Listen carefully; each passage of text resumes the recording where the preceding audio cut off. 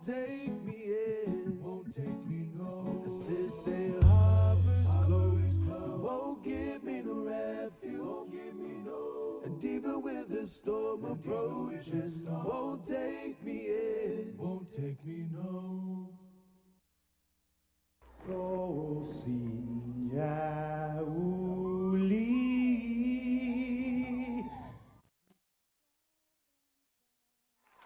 kosinya uli, die sombranzelten maakt. Et zu ita saluda.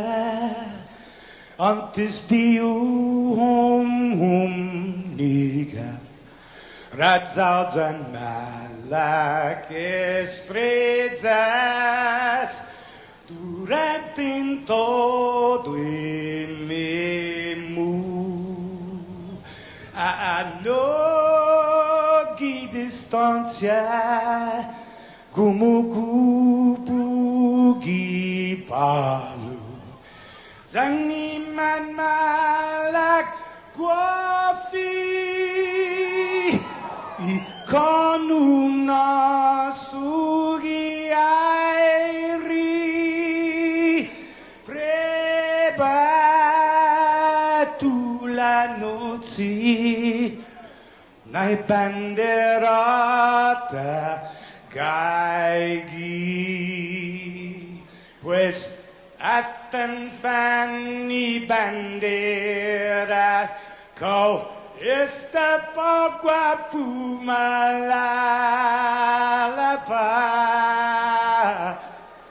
giluk tanu man libri, sentamiti man ko badi.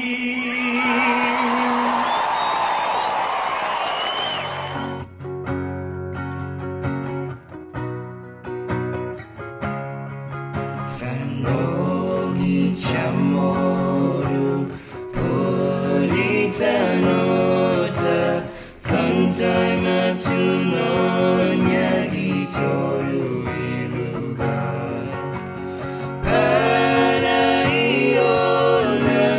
Parai Gloria Abiba Isla Senpara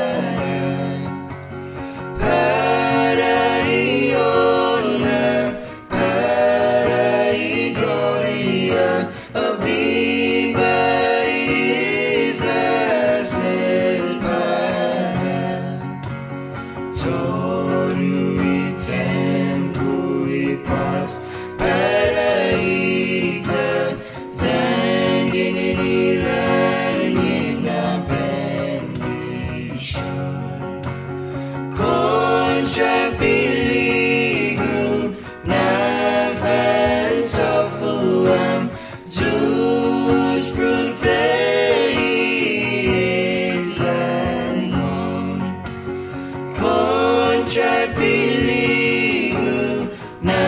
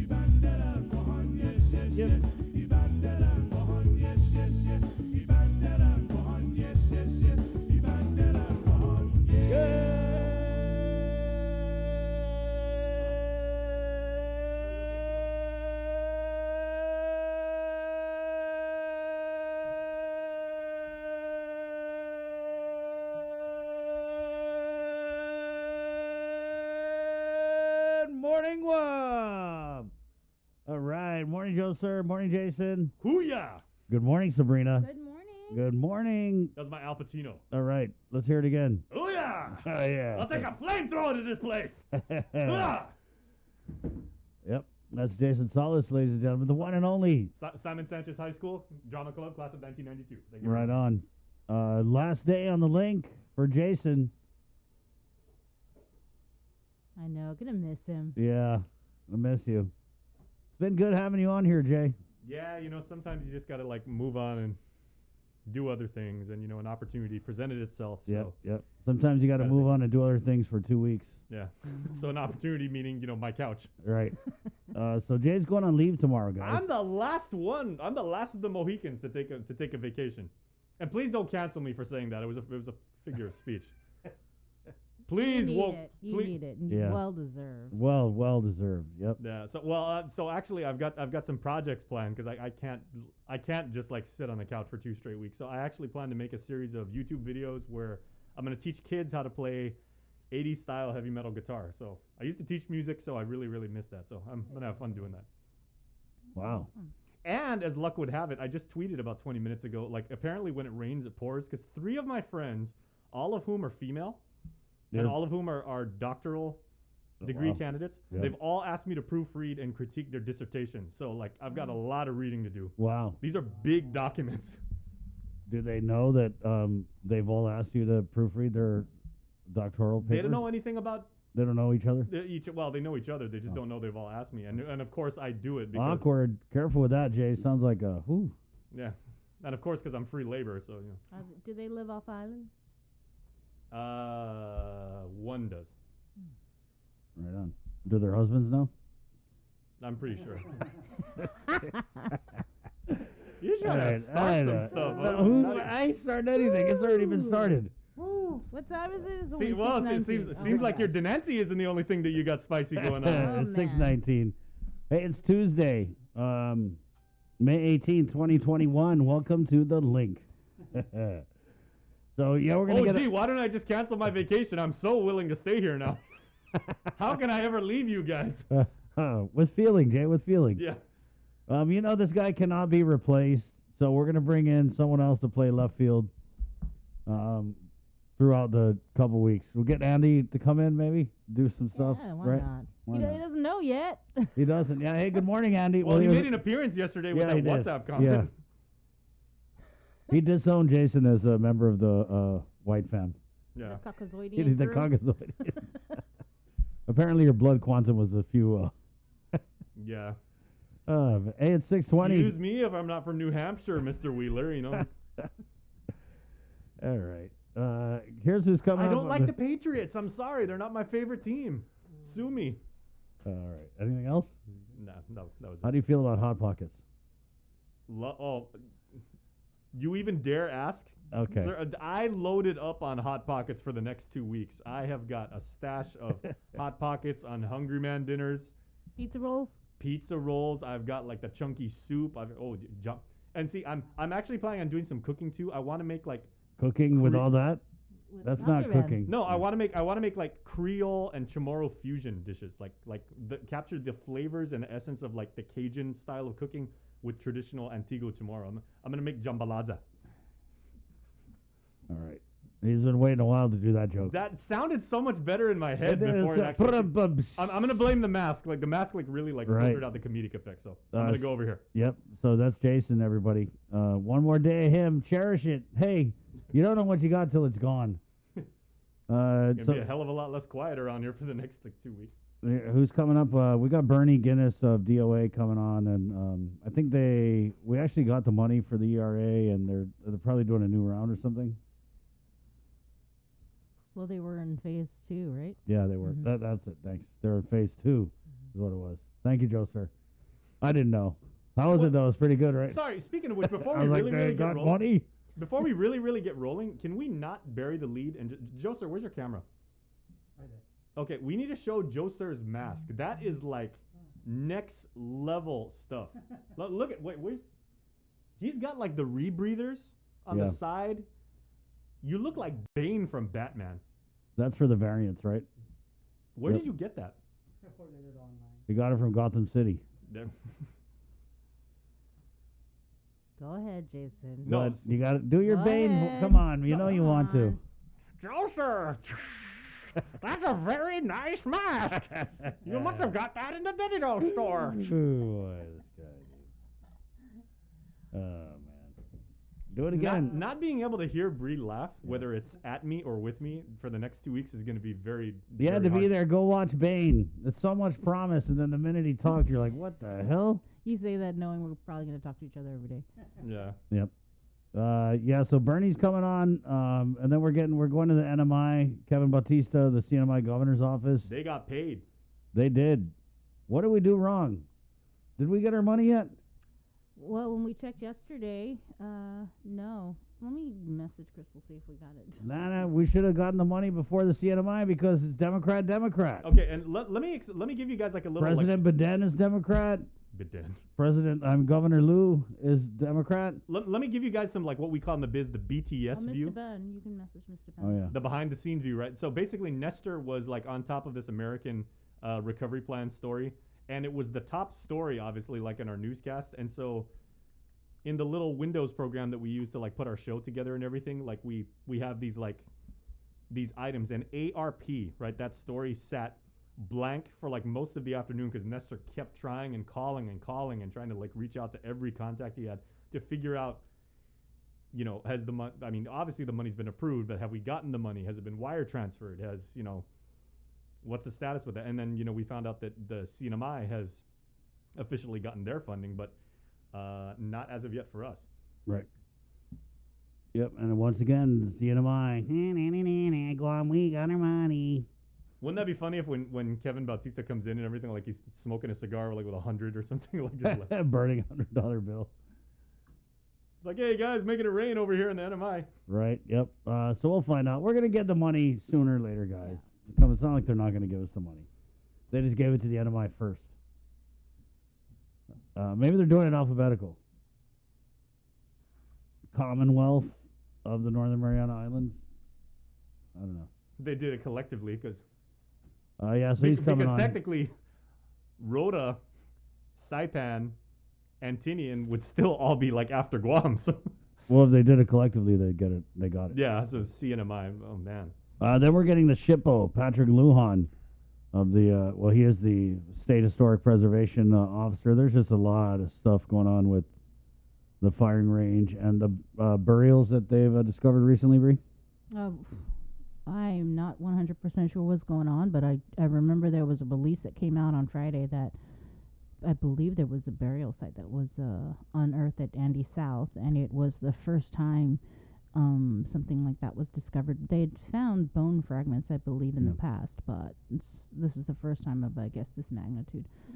So that's why we kind of invited Pat on to kind of go in a little bit more on what this means. And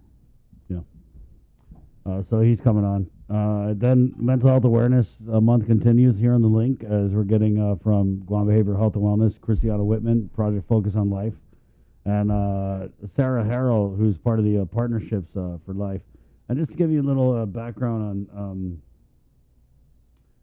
the Focus on Life program, it aims to increase suicide prevention, intervention, and postvention skills among direct service providers and natural helpers, kind of breaking the stigma of suicide. So always a good talk with our friends at Ojibwe. Major Anton Uggan, Department of Corrections, coming on for his update, as we just found out yesterday that inmates at the Department of Corrections are totally entitled to receiving the stimulus.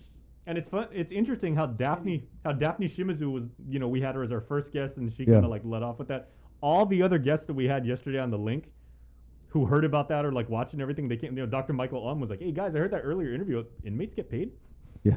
Can you get? And then he was asking, you know, can you get taxed and everything like that? So I mean, that was the conversation topic yesterday. And I mean, remember Congress's intent with the stimulus was to give it to everybody, and so even if you don't pay taxes, you file what's called the non-filer form just to get your info in the database, and then they pay out your stimulus. Yeah, I know. I was surprised, but then when you kind of thought about it, I guess it makes sense, right? I mean, they're not going anywhere, how they spend the money, but they have families, is what's key, right? And they buy stuff in there. Do they got that commissary yet? I don't know if they ever I don't think they stood it up. reopen that, Yeah. So there you go. Dr. Michael Bavacqua of the Guam Museum is also. Is it Bavacqua or Bavacqua? I like to say it differently and as many What times is it as I with you can. and fancy pronunciations today? President Biden and Dr. Bevacqua? No, Dr. Bavacqua, he's over at the Guam Museum now, guys, in case you're tracking. He's over at the Guam Museum. Today is National Museum Day, but the museum is closed. How many museums have you guys been to in your lifetime? A few. I've been to a few. But how's the museum in Oklahoma, Bree? What kind of museum is that? They have different kinds of museums. Aviation museum. Got the redneck Oh, that's- museum. No. They got the cowboy museum. Wait, is Got the What in Tarnation museum. And there's one like it's a science museum. I took Brock to that the last time I was.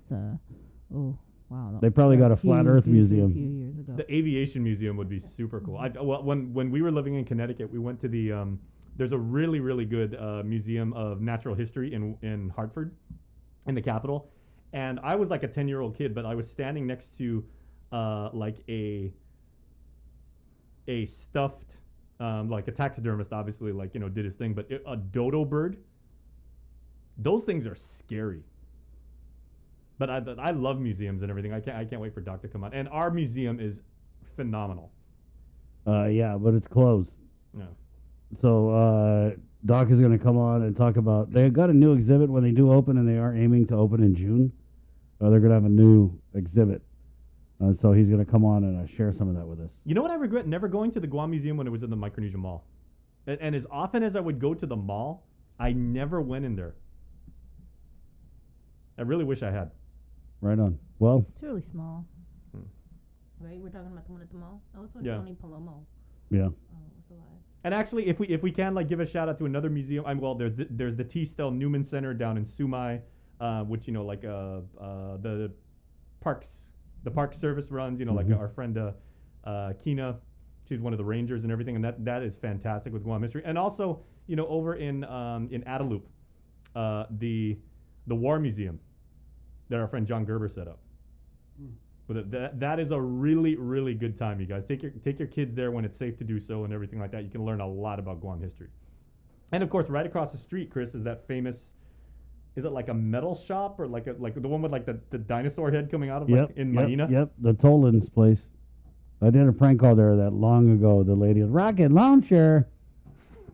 Hey, it's 6:30, guys. Let's get to work. You guys ready? Clock in. All right. It's proudly brought to you by East West Rental, Cabo Enterprises, ITE, and our friends at Jack in the Box, where you could get cheesy stuffed tater tots. They have the cheddar biscuits, which are it's exactly what it sounds like. There's a cheddar biscuit. Then they got egg, bacon or sausage, and cheese with a little ketchup in there. Oh, gosh. Oh, man. I'm telling you, Jack in the Box, thank you so much. You know what goes really good on that too? Jack in the Box is taco sauce.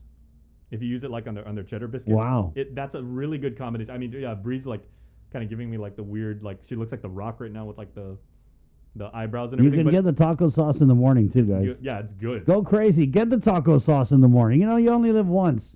We survived a pandemic. It's 6:31 now with the very latest from the KUAM News team. Good morning, Sabrina Salas-Mantanani.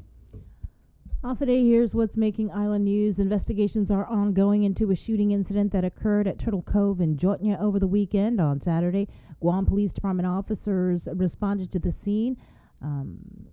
At least 5 patrol cars were lined up outside the drive-in entrance to the cove. Additionally, several people were seen in video sitting along the roadside. According to GPD spokesperson Sergeant Paul DePal, shortly before 8 p.m., a riot occurred between 2 separate parties.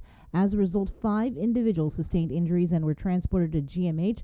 Officers received information that during the riot, shots were fired by unknown individuals. However, there were no reports of any gunshot injuries. The case has been forwarded to GPD's Criminal Investigation Division. The Joint Information Center reports Guam has recorded 12 new positive cases. The results are from 821 tests performed by Public Health on Sunday and from tests run by other labs between Friday of last week to Sunday. 3 cases reported recent travel history and were identified in quarantine. 6 cases were identified through contact tracing. Guam's COVID-19 case count is now 8,103 confirmed COVID cases, 139 deaths, 89 cases are active, and we have seen more than 7,800 recoveries. A total of 7 people are now hospitalized, 1 in ICU, 1 on a ventilator. The CAR score is risen by just a little bit. It is now 0.7. A total of 72,815 island residents have been vaccinated. Additionally, starting today, the UOG call center will begin assisting public health with requests for vaccine verification. Individuals who receive their vaccination locally may request their secondary form of vaccination verification by calling the following numbers: 688-2115, 687-1531, 686-5420. You can find all of these numbers on our website. Requests can be made via phone Monday through Friday. That is from 9 o'clock in the morning to 3 o'clock in the afternoon. You can also email VAX, that's VAX, travel at dphss.guam.gov. Vaccination verification pickup times are currently scheduled for Wednesday through Friday from 9 a.m. to 3 p.m. at UOG. Now, as a reminder, if you are vaccinated on Guam, you will not be mandated to present vaccination verification upon arrival to the airport. This service, however, will be made available to the community in the event the traveler needs it for entry into other jurisdictions. Availing of the vaccination verification documentation may also streamline the arrival process for passengers seeking entry into the territory. Meanwhile, once the new travel guidance went into effect over the weekend, hundreds of fully vaccinated returning residents and incoming travelers were spared or released from the government quarantine facility. Public health spokesperson Janela Carrera telling KUAM News, we had over 600 individuals in quarantine that had to be processed, and then we also had people who were in home quarantine, and these are people that came from the quarantine facility that had to be processed. Over at the Guam International Airport, 5 stations and 20 public health personnel were trained and prepared to put the new plan for arriving passengers into effect. Governor Lulian Guerrero says she knows that there were long lines, and as the beginning of any program or system, they are working out and tweaking areas of improvements, but it's been going well. The governor says the vaccine cards have been honored, and the WebIZ system used to verify local vaccinations has been efficient. With more news, here is Isaiah Uggan.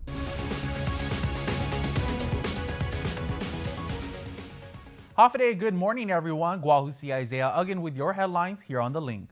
The fiscal year 2022 Gov Guam budget hearings got underway Monday. First up was the Guam Community College.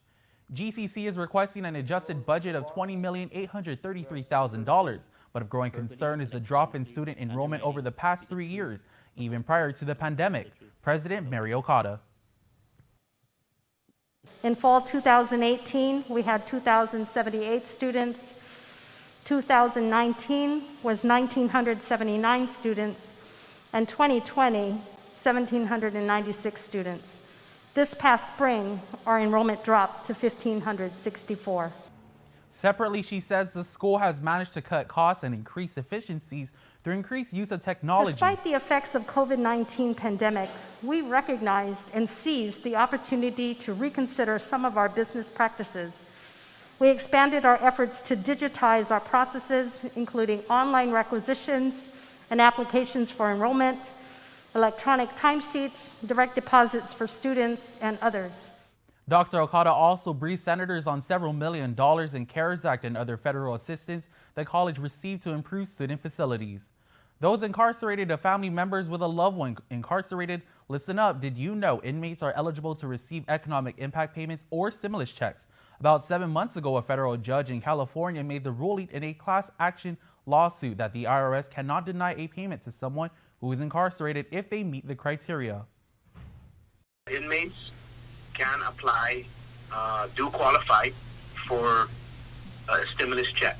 Department of Corrections spokesperson Major Antone Uggan confirms that some inmates' families are already in receipt of the federal money. Some inmates' families have filed on their behalf. A few families come in here and had their loved ones sign the paperwork, and it was filed in their behalf.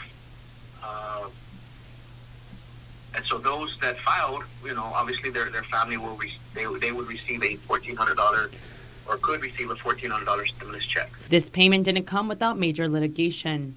The Washington Post reports on October 20th that a class action lawsuit was filed on behalf of the incarcerated individuals in local, state, and federal correctional facilities, arguing there was nothing in the law prohibiting inmates from receiving the stimulus payments and that the IRS was being unlawful. A federal judge in California ruled in favor with the petitioners and ordered the Treasury Department and IRS to send the relief money out and within certain deadlines. The Trump administration appealed. However, the court backed up their initial ruling and entered a final summary judgment. Further, the judge ordered the IRS to send out a notice to correction facilities officials to provide to incarcerated individuals about the court decision. The agency would also need to mail blank 1040 forms for inmates and instructions on how to fill out the paper return.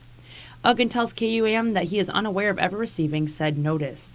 Meanwhile, Department of Revenue Tax Director Daphne Shimizu says due to the ruling, the non-filer form deadline was moved to November 21st. That had largely to do with, of course, the issue of incarcerated individuals and making sure that those people who initially thought that they may not be eligible were eligible. And so, again, we had clarified that back in late or maybe the last quarter of 2020. And we worked to make sure, of course, that the financial institutions, of course, are aware of that and that we had pressed that out. For those unaware, Shimizu says those incarcerated are not only eligible for the EIP 1, 2, and 3, but also the recovery rebate credits. Individuals, as long as they're otherwise eligible, meaning they meet the income limits, the residency requirements, etc. If you were incarcerated, also you were eligible as long, again, as you met all other eligibility requirements. Military personnel who are fully vaccinated will not have to wear their mask on Andersen Air Force Base. The updated guidance is contained in a new memo from Base Commander Brigadier General Jeremy Sloan. General Sloan's May 16th memo on COVID-19 mitigation measures and enforcement includes a provision that states COVID-19 fully vaccinated personnel as defined by the CDC are no longer required to wear a mask indoors or outdoors while on Andersen Air Force Base. Use of masks remains mandatory for personnel who are not fully vaccinated. Meanwhile, for now, masks are still required on the Naval Base Guam, although a spokesman for Joint Region Mariana says the JRMC and the NVG are in the process of revising their public health orders in conjunction with forthcoming U.S. Pacific Fleet and U.S. Indo-Pacific Command guidance. The spokesman adds that regardless of any potential relaxation on base, all service members are required to comply with applicable GovGuam executive orders and public health guidance for mask wearing while off base. For Guam's News Network, I'm Nestor Lecanto. With regional headlines, here's KSPN 2 News. Half a day, Zantino, Guam. Here's what's making headlines in the CNMI. The Commonwealth Healthcare Corporation, with guidance from CDC and FDA, is now offering 12 to 15-year-old kids the Pfizer vaccine. Vaccination will be available at the MCAT sites, and discussions are ongoing with school officials. We are going to be, like I said, we are going to be going to the schools. We will be issuing out letters to the parents for them to sign the consent form, and so that anyone that could be vaccinated will be vaccinated. Summer is near and kids will be out of school by next month. But CEO Esther Munoz states she is confident to have a successful rollout at the campus. 12 to 15-year-olds usually don't really think about their primary care, right? And so trying to think about their health at all is to try to get their attention now is the best time to do it. And it's really perfect timing when you think about it. It's right before school ends. So we're happy that this was released right before that. CHCC is also taking this opportunity to ensure that students are up to date with all vaccines. We are also looking at the other vaccines, immunization, other vaccines that have not completed, right? That were not completed. For example, it could be MMR or whichever. What we want to be able to do is that when an individual, so what we're going to the schools for is to bring back all the vaccines to you to catch up. So here's an opportunity for your child to catch up with all their vaccines, due date. And additional guidance from CDC is that individuals won't have to wait 2 weeks to receive the second dose of the vaccine. So you don't have to wait 2 weeks anymore. You know, one of the questions that they ask you when you're going to get vaccinated is, when was your last vaccine? Did you take any other vaccines? And when you answer yes, I've taken a flu shot, for example, the flu vaccine. The person who's the vaccinator will tell you, oh, you can't have it unless it's past 2 weeks, right? So that the recent guidance actually said that is no longer a requirement. The operation at MCAT will run Monday to Friday at 8 a.m. to 6 p.m. and Saturdays 8 a.m. to noon. 12 to 17-year-olds who complete their 2-dose series will receive gift bags. For more news, please visit saipantv.com. For KSPN2, I'm Sally Lemes. That's the news for now. We'll see you all at 6 tonight on Primetime.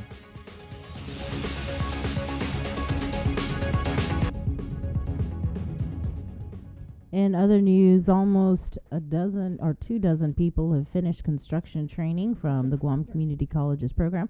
With more, here is Tyler Matanani.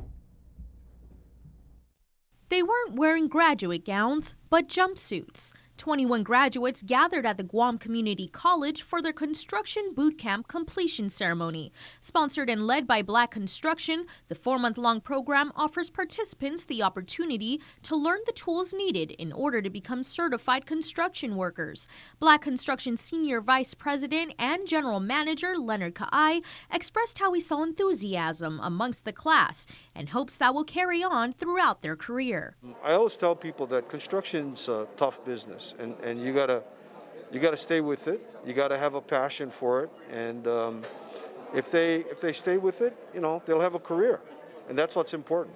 But you gotta hang in there, because you're out in the hot sun, you're out in the rain, and the dust and the dirt and everything else. So it is a tough business. Ka'ai revealed that some of the graduates had already been hired before they could even step out the campus doors. This is the second construction boot camp GCC has offered, and it's certainly not the last. President Dr. Mary Okada says there are several types of boot camps to upscale or train individuals in various areas. She hopes people will take advantage of the job training opportunities to advance their skills in order to sustain not just Guam's economy, but their own families and livelihood.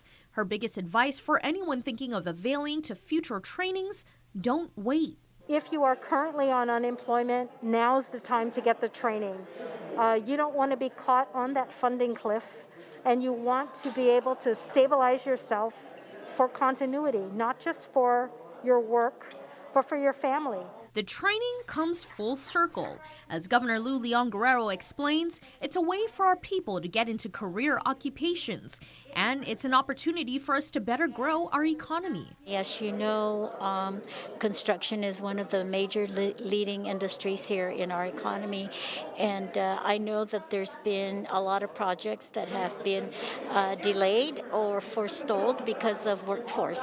I think our goal should be to support whatever programs, whatever resources we can to, again, build up a quality workforce for our island. Yeah. For details on upcoming trainings, contact the GCC Office of Continuing Education Department at 735-5574 or go online to guamcc.edu. Reporting for Guam's News Network, I'm Tyler Matanani. There's no end in sight to the Israeli-Palestinian conflict. Nearly 200 Palestinians and at least 10 Israelis have died so far. Israel's prime minister is promising militants will pay a heavy price for firing thousands of rockets at Israel. CBS's Ian Lee reports from London. Rescuers pull a 6-year-old girl from rubble that used to be her home in Gaza City. Susie Eshkatana was trapped for 7 hours before being reunited with her father Riyadh in the hospital. He says he put his kids to bed, and that's when an Israeli bomb hit. From under the rubble, one of his young sons cried out for him, "Daddy, Daddy," but he couldn't reach him. Susie is all Riyadh has left after his 4 other kids and wife were killed. The past 48 hours have been the deadliest so far, with dozens of Palestinians killed, including at least 8 children.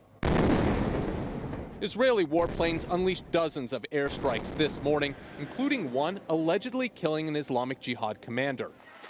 Almost nowhere is safe in Gaza. An airstrike leveled this building housing foreign media, including the Associated Press. AP's top editor is demanding an investigation. But on CBS's Face the Nation, Israel's prime minister defended the bombing. An intelligence office for the Palestinian terrorist organization housed in that building that plots and organizes the terror attacks against Israeli civilians. So it's a perfectly legitimate target. Hamas responded to the weekend attacks with a barrage of rocket fire. Israel intercepted most of them, but several got through, including one that killed an Israeli man near Tel Aviv on Saturday. Ian Lee, CBS News. And that's your news. Stay tuned for more on The Link after the break. After a year with so many games and events delayed or unplayed, the world is ready for anything and everything in the world of sports. KUAM Communications is ready with more games, more championships, and more specials that are guaranteed to bring out the fan in you. Don't miss a minute of gameplay from NBC on KUAM TV 8 or from CBS on KUAM TV 11. Every month, we'll bring you the action and excitement. Brought to you locally by Michelob Ultra, Superior Light Beer, and Docomo Pacific. Just more great reasons to tune in and turn on so you'll fall in love with TV again with the best from KUAM Communications. As May is a month to celebrate mothers and everything they do, let's not forget that many parents in our community are struggling to make ends meet and provide for their children with basic necessities. The KUAM Care Force is partnering with the Salvation Army for a very special drive this May, benefiting our precious and most vulnerable in our community. Through Friday, May 28th, we'll be collecting diapers, formula, infant toiletries, baby food, and other new items for infants and toddlers at our KUAM studios in Harmon on weekdays between noon and 4 p.m. Show you care and help families in need this spring. Due to the consideration of our current public health emergency, donations will not be accepted outside of hours specified. Curbside acceptance of donations is acceptable by calling 637-5826 upon arrival. GU Self-Storage, conveniently located near the Harmon McDonald's. We offer affordable rates, online payments, and auto bill pay for your convenience. Plus gate access daily from 6 a.m. to 9 p.m. Call us today at 648-7867 for more information.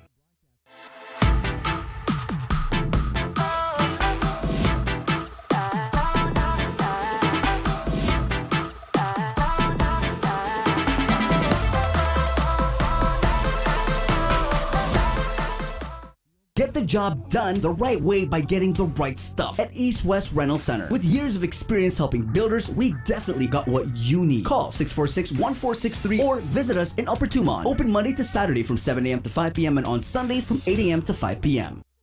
Family platter of fried chicken? Check. Tray of red rice? Check. Birthday cake? Check. 1 case of water? Check. 12-pack of beer? Check. 2 cases of Pepsi? Check.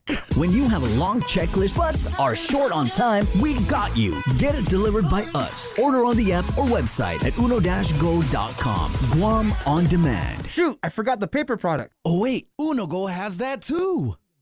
KUAM's multi-platform morning show, The Link, just got a little more delicious with Feed Me Fridays. Chris, Sabrina, Jason, and the rest of the morning crew will take some time each Friday to talk food, taste food, and bring you all the latest and greatest in food from King's Restaurants and Ruby Tuesday Guam, old faves, new hits, and everything on the menu in between. It's Feed Me Fridays on The Link.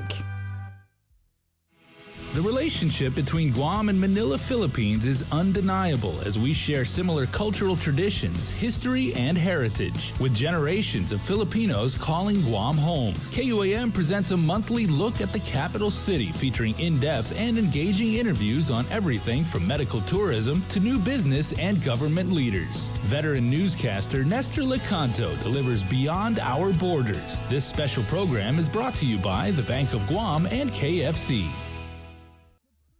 KUAM KUAM Communications and Denny's Guam presents Mamapreneurs, a special multi-platform series throughout the month of May showcasing mothers who are also local entrepreneurs in our community. In commemoration of Mother's Day, during weekdays in May, we'll feature daily profiles of these multitasking mamas and their businesses. Additionally, on KUAM News Primetime every Monday in May, we'll showcase a different enterprising mamapreneur. Check out our online directory of all these businesses as well on KUAM.com. And if you know a mamapreneur we should feature, send us a message on social media or email executiveproducer@KUAM.com. Mamapreneurs is brought to you by Denny's. Guam's Diner is always open.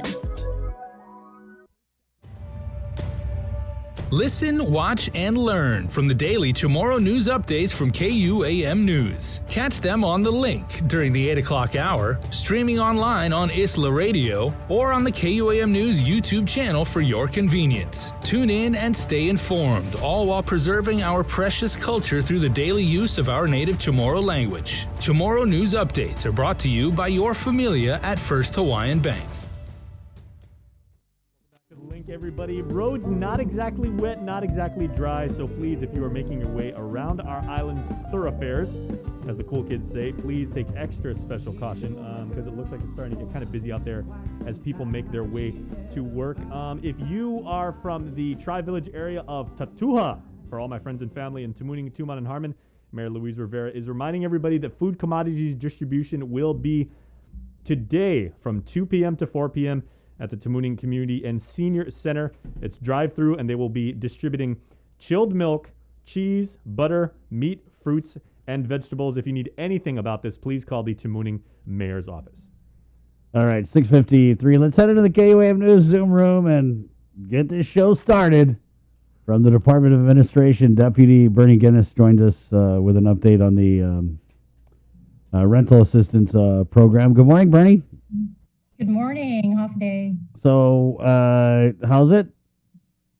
Good. Thank you for having me again. Of course. So we've got some updates for you guys, Nice, just to let you sweet. guys know. Back in March, we opened up cycle 1 of the Emergency Rental Assistance Program. Certainly, it was a brand new program that we've had for the administration. With that, we received over 2,600 applications. We are now entering the cycle 2 period. Cycle 2 started in May 3rd, and we are going to, that period will be from May 3rd to June 4th. So far, within that period, we received about 100 applications thus far. But just to give you some updates, we've notified out of the 2,600 applications, and that's a number that's been floating around, we pretty much 95% reviewed all of the applications within that period. About 50% of those were deemed eligible.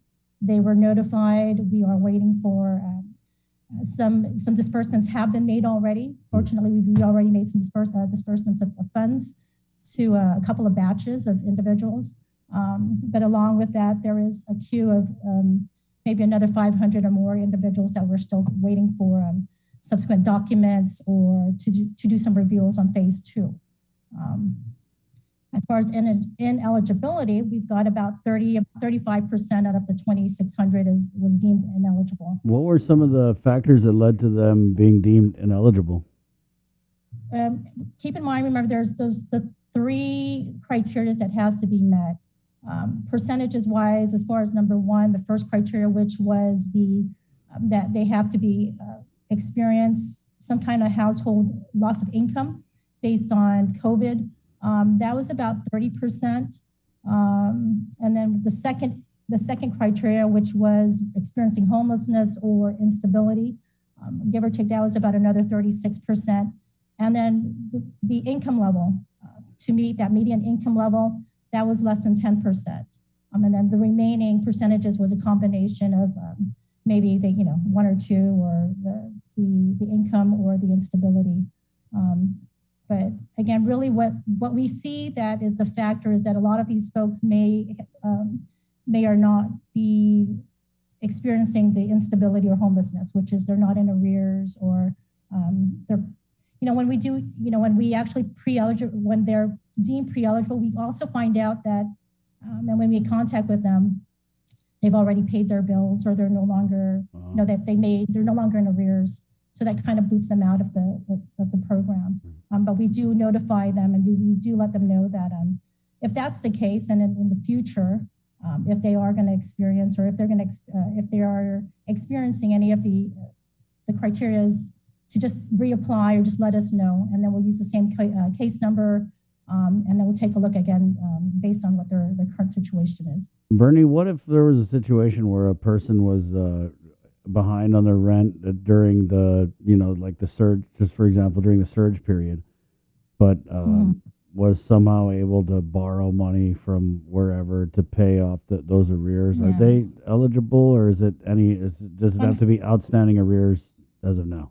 Unfortunately, the program states that we don't make reimbursements. So if we make contact with them and they're already caught up with their payments, especially like utilities, or and we know that stimuluses came out, and when we made contact with them just to follow up on documentation, we do get word that they've already, that they already made their payments. So unfortunately, no, we don't reimburse them. If they made the payments to their landlords or to the utilities, then it wouldn't be qualified. But again, we let them know, should you in the future come around to the situation where you're going to be needing assistance, the program is there to assist. Keep in mind, the program will run. Initially, it was supposed to, when we got the award, it ended December of this year, but we did get an amendment that it will run to September of 2022. So there's quite a longer period for that, for assistance. So you said that you have made some payouts. Are you able to tell us how many and how much? So far, as far as for the landlords, batches, we're already on batch 3. And we put out for landlords, GPA, GWA, and then for solid waste, about $500,000, about $500,000 that has been already dispersed out. And we're looking at, like, for batch 1, we serviced 25 applicants. Batch 2, there's 33. Batch 3, there's 37 applicants that were assisted. We're now on batch 4 and 5. We're looking at maybe another 100 applicants that have qualified and that will be receiving their financial assistance as well. So pretty much with which batch 4 and 5, we're looking at almost $1 million that we will be dispersing soon. And do you have any idea how much is the average award, if you will? I know that's a question that's been asked a lot. It really varies. We've got rental assistance that ranges from $2,000 all the way up to $20,000, right? That we've wrote EFTs for. EFTs were made to the landlords. It really varies because, again, rental and their utility bills are slightly different. So initially, though, we were looking at about $2,000 per person, but it really does vary. Are there any people kind of ask about not getting the checks themselves because they go to the landlords, right? Yeah, it's EFT to the landlords and also to the utility agencies. They ask, but it's we just let them know that that's the rules, and that's what we're following. With the guidelines does say that we have to, for this particular award, it goes straight to the landlords and to the utility agencies. Do you anticipate, as we get closer to June, and GPA and Guam Waterworks have said that they're going to start disconnecting customers in June, do you anticipate maybe an influx in applications for the utilities assistance? We are always in communication with the utility agencies. We have a really good relationship with them. In fact, we had a meeting with them last week, and they were advising us and letting them know what their plans were and what, and how the ERA program would augment that and support that. We were able to provide them a listing of about 500 names of applicants that already are in phase 2 of the first cycle. Because we've already received their release forms to the utility agencies, we are allowed to give them their names. So, like, for example, GPA, I know that, again, they are scheduling for disconnections in June. So they already have a listing. They'll take a look at who has pre-qualified under our program. and then hopefully on their end do what they need to do. But as far as the other individuals, hopefully those who were disqualified with the program, again, that's something that they will have to work with the agencies, with the utility agencies. So when people apply, Bernie, and you guys, do your checking, and you get them on the phone sometimes?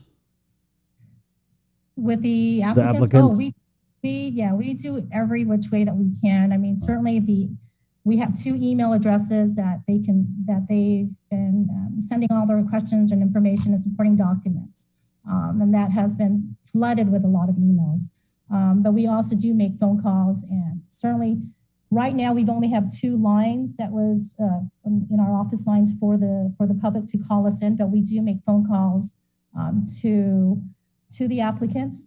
For those who are disqualified, if we can't reach them via email, we do make the phone calls. Also, we make phone calls to kind of, just kind of get information to maybe to change the disposition of an application, whether or not if we disqualify them, we can go ahead and qualify them if we get some further information from them.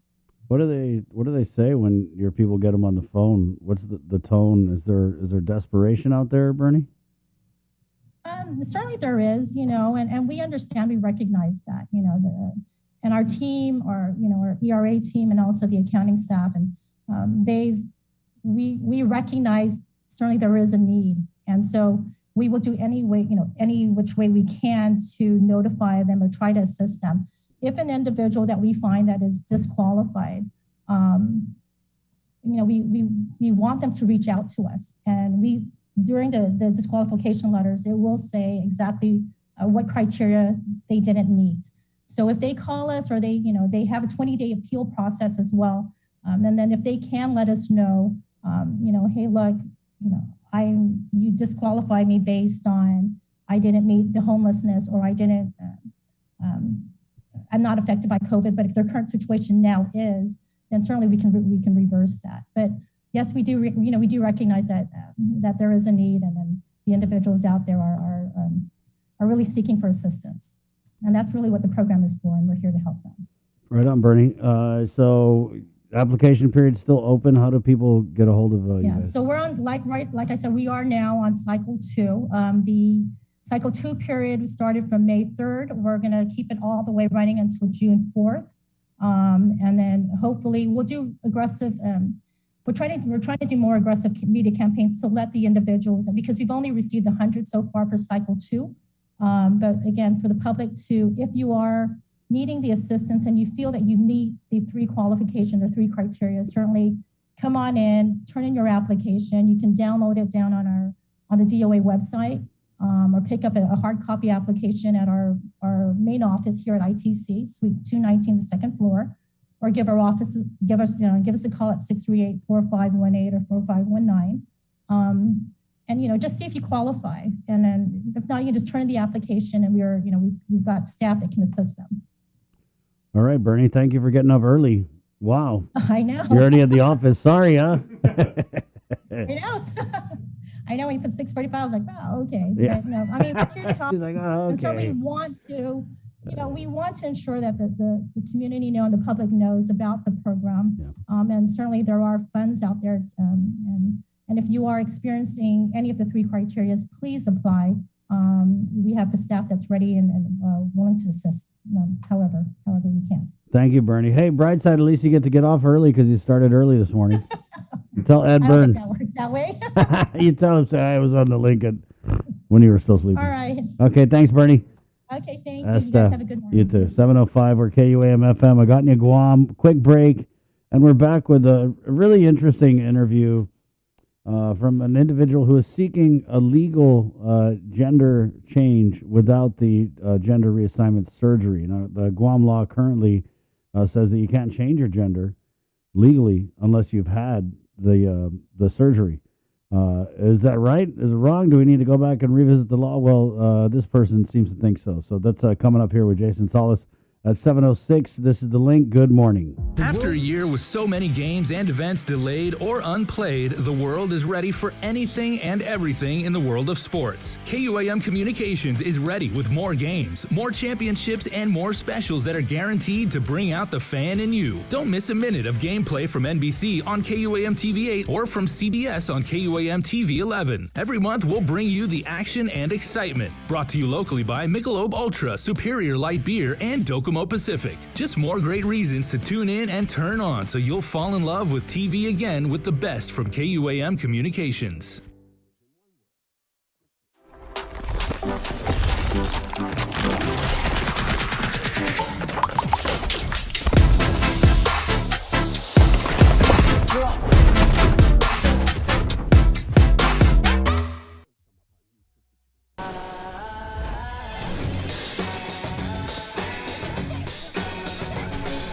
Make sure you're connected. The writing's on the wall. 'Cause if your mind's neglected, stumble you might fall. Connection is a human necessity, one we need today more than ever. And with the new First Hawaiian Bank mobile app, you can stay just as connected to your finances. And it all starts with yes.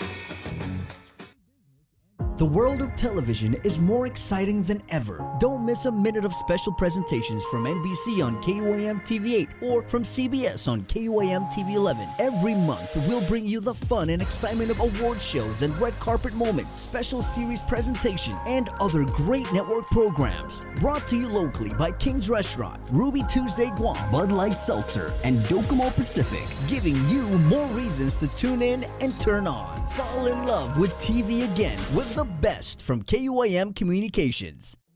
Get the job done the right way by getting the right stuff at East West Rental Center. With years of experience helping builders, we definitely got what you need. Call 646-1463 or visit us in Upper Tumon. Open Monday to Saturday from 7 a.m. to 5 p.m. and on Sundays from 8 a.m. to 5 p.m.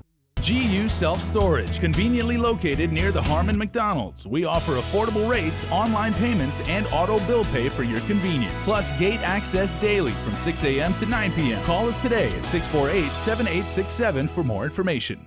Ekangok ega zan edza kifinut samoro giasuntun samoro kada dia gi KUAM News. Gatsa gi idaling na programa gi alas 8 gi egan gi esla tomorrow streaming radio pedi KUAM News YouTube na channel para linabian fasilidad mizu. Malata fanita para mas informasyon mentres sa diligencia isang presyosa na kulturata entry sesultan na setbi kada dia ilengguahin natibo ni Itzamoro. Yasunto gi finut samoro sa ni nafafatu zan pinalinunudzi ni familia mizu gi First Hawaiian Bank. As May is a month to celebrate mothers and everything they do, let's not forget that many parents in our community are struggling to make ends meet and provide for their children with basic necessities. The KUAM Care Force is partnering with the Salvation Army for a very special drive this May, benefiting our precious and most vulnerable in our community. Through Friday, May 28th, we'll be collecting diapers, formula, infant toiletries, baby food, and other new items for infants and toddlers at our KUAM studios in Harmon on weekdays between noon and 4 p.m. Show you care and help families in need this spring. Due to the consideration of our current public health emergency, donations will not be accepted outside of hours specified. Curbside acceptance of donations is acceptable by calling 637-5826 upon arrival.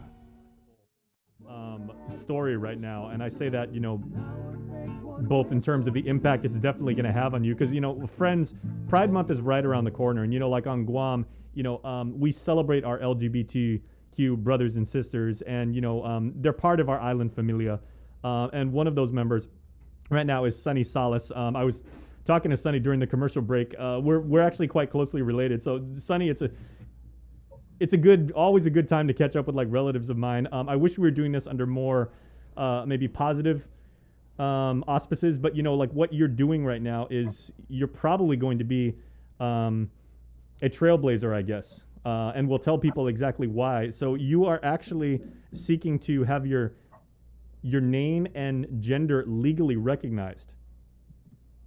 Yes. And you're running into some major roadblocks.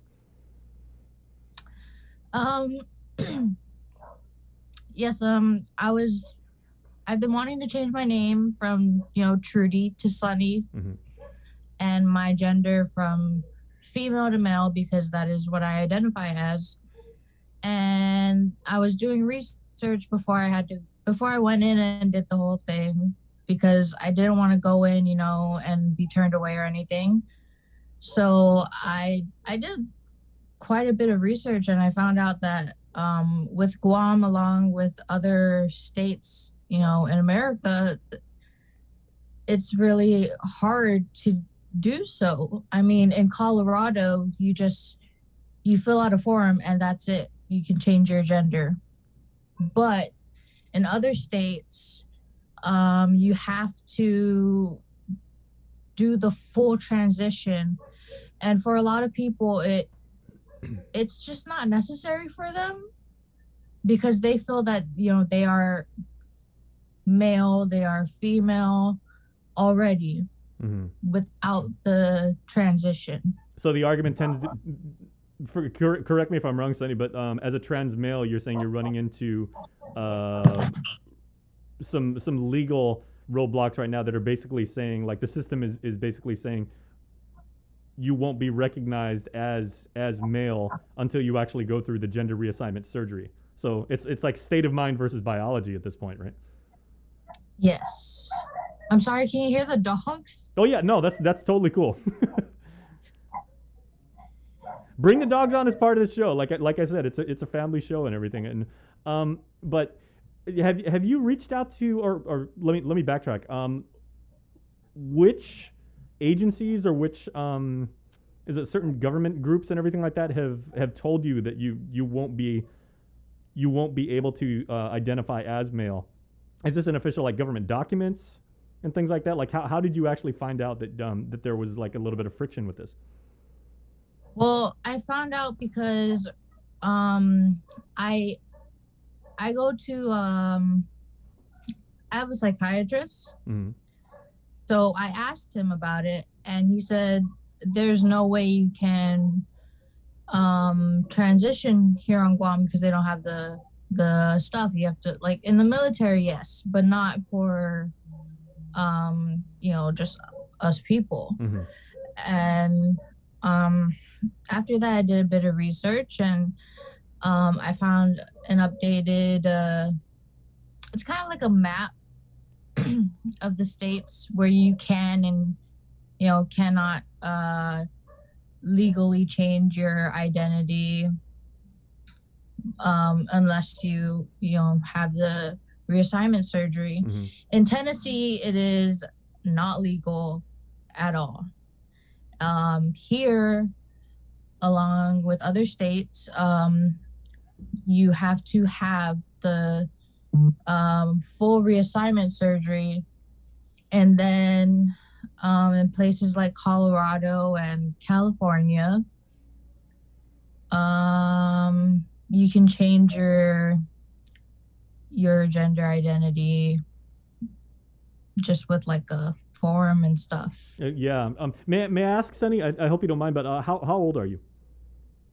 I am 21. Okay, and again, I'm not trying to patronize or any way, like, I mean, but you're just a kid, and I'm not, but and I say that because you're probably not in the financial position to be able to afford the gender reassignment surgery, which is, like, very, very expensive, and it's a physiological process that it's not just a one-time procedure and everything like that. It's a series of medical operations and physiological changes that you're going to have to go through for quite a long time, and it's financially, and again, and the toll it takes on your body are, like, it's a lot.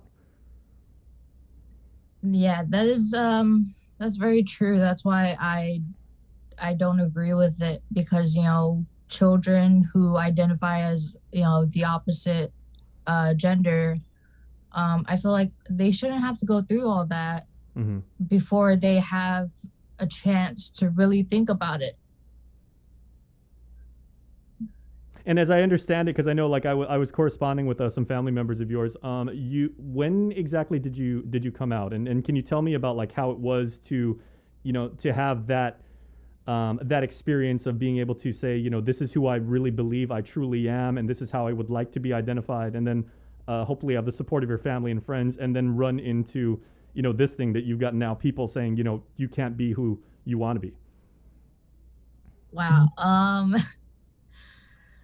I've been out for, I'm not exactly sure the day or the year, honestly. It's been just quite a whirlwind of like, you can't do this, you can't do that, and all that. So honestly, I've been just stuck in my head, but I came out as I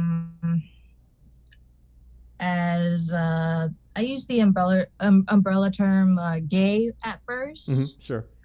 to come out, and then when they were okay with that, I said I was pan-romantic, meaning just like you fall in love with a personality. Just like it doesn't matter what gender they are or if they even like identify with a gender. And then after that I realized, with having to go to my psychiatrist and opening up to him, I realized I had to open up to myself. And that's when it really hit me that I was transgender and I wanted to be a male. Yeah, I mean, it's, my heart goes out to you because of, everything that you had been through up to that point, and then, to have, and, we applaud and, we celebrate, the decision you made to come out and to say, like, I'm going to live my life and who I truly believe I am. And then to run into yet another, just another somebody saying you can't do this is just remarkable. Can I ask you something? Have you been in contact with any government leaders locally, and have you even spoken to maybe any lawyers about like what you might be able to do? No, I feel financially I feel like I can't really get a lawyer or anything. And then I created the petition because I didn't want to go up to like I didn't want to talk to a leader and then just be turned away because it was just me. I wanted other people who were feeling the same way or who were on board to just have my back, kind of.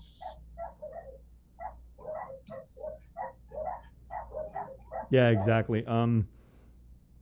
Gosh, so where do you go from here? Because like we're happy that you reached out to us, and we're gonna try and get the word out and hopefully like maybe give you some options. And certainly, I mean, depending on if you're coming from a legal standpoint or like the system standpoint or like a religious standpoint, everybody's gonna have like a certain opinion about this. But where are you right now, as far as like your mindset and what you want to do next?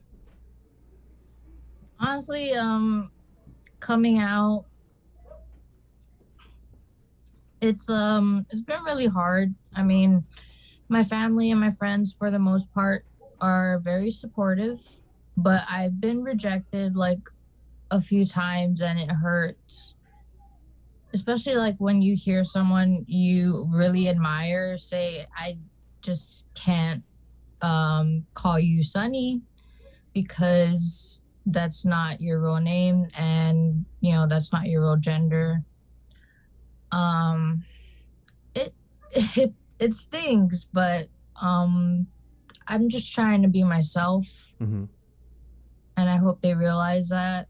Have you been in touch with Sunny, anybody like locally from the LGBT community, like leaders? We have some very, very good ones here. Obviously, like like our Lieutenant Governor Josh Tenorio was Guam's first openly gay LT, and then like there's the Gala organization, and like there's a lot of groups with a lot of very strong memberships that I'm sure would love to help you out. Honestly, I never really thought about that.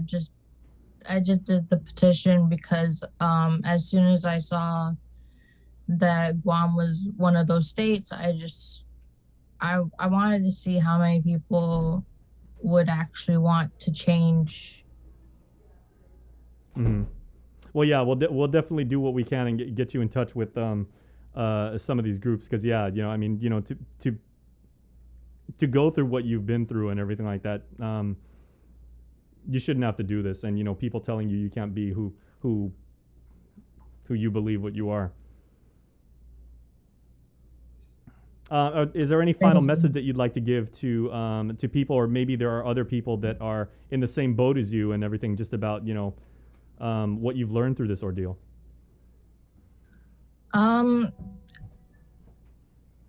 If you've been through what I've been through, if you experience, someone just outright rejecting, calling you something just because you asked, I'm so sorry.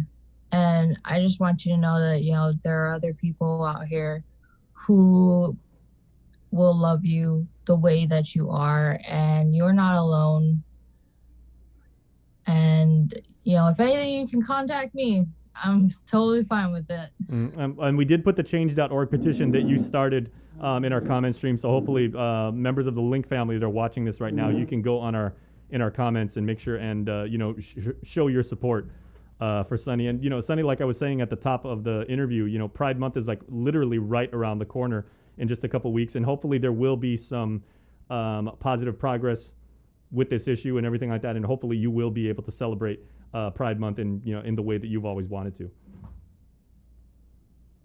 Yeah, that sounds really awesome. And but by no means are we finished with this, so we'd like to catch up with you again and see what we can do to help and see where you are. All right. All right, and we're gonna get you in touch with some of those resources I was talking. Okay, you got our word. Thank you. All right, thanks a lot, Sunny. All right, and please stay tuned because we have much more coming up right after this on The Link. Catch SportsLink on the KUAM News Morning Show, The Link, every Friday to hear about the latest in sports news, game schedules, athlete profiles, and more. SportsLink, brought to you each week by Cure Alkaline Water, airs every Friday across the multimedia platforms of KUAM. Tune into the broadcast on Breeze 93.9 FM, on KUAM TV 11, live streaming through the KUAM News Facebook page, or view highlights on YouTube, KUAM News Facebook, and Instagram. SportsLink is hosted by Dave Delgado through KUAM Sports, and he will make sure that everyone knows what is happening on the fields, in the gyms, and everywhere in between. Uno Go, delivering meals from your favorite restaurants and more, including delivering sodas and adult beverages from the Bottle Shack. Visit uno-go.com or download the app today. Also follow them on Instagram and Facebook. KUAM's multi-platform morning show, The Link, just got a little more delicious with Feed Me Fridays. Chris, Sabrina, Jason, and the rest of the morning crew will take some time each Friday to talk food, taste food, and bring you all the latest and greatest in food from King's Restaurants and Ruby Tuesday Guam, old faves, new hits, and everything on the menu in between. It's Feed Me Fridays on The Link.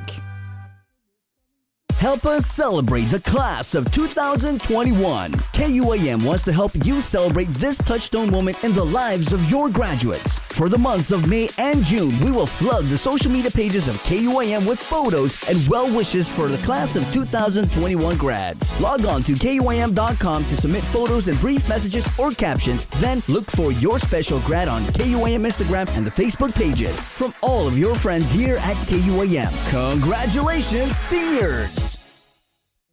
Get the job done the right way by getting the right stuff at East West Rental Center. With years of experience helping builders, we definitely got what you need. Call 646-1463 or visit us in Upper Tumon. Open Monday to Saturday from 7 a.m. to 5 p.m. and on Sundays from 8 a.m. to 5 p.m.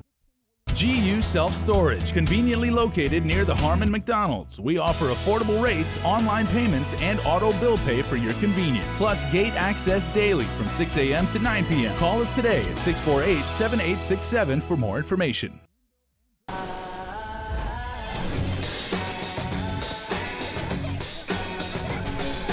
Make sure you're connected. The writing's on the wall. 'Cause if your mind's neglected, stumble you might fall. Connection is a human necessity, one we need today more than ever. And with the new First Hawaiian Bank mobile app, you can stay just as connected to your finances. And it all starts with yes.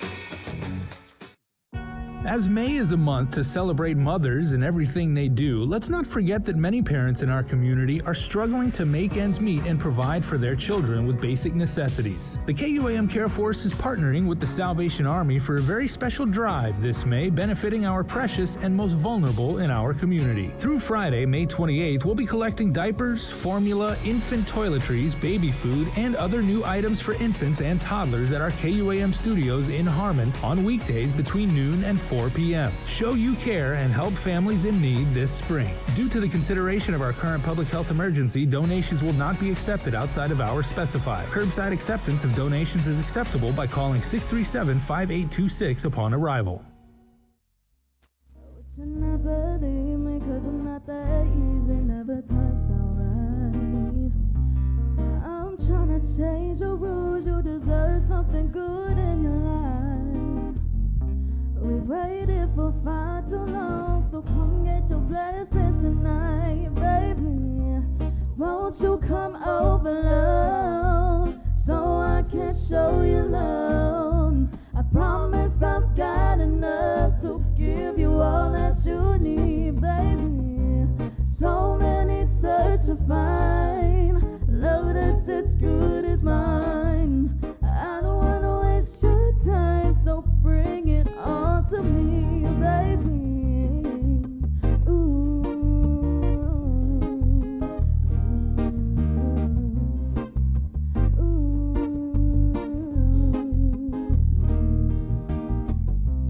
Baby, let me teach you, give you love instructions, show you what to know. Need to take it easy, no need to rush, no, baby, nice and slow.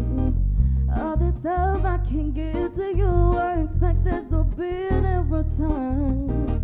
But you don't have to be perfect, love, as long as you're willing to learn, baby. So many search to find love that's as good as mine. I don't wanna waste your time, so bring it on to me, baby. So many search to find love that's as good as mine. And I don't wanna waste your time, so bring it on to me, baby. Ooh. Yes, right.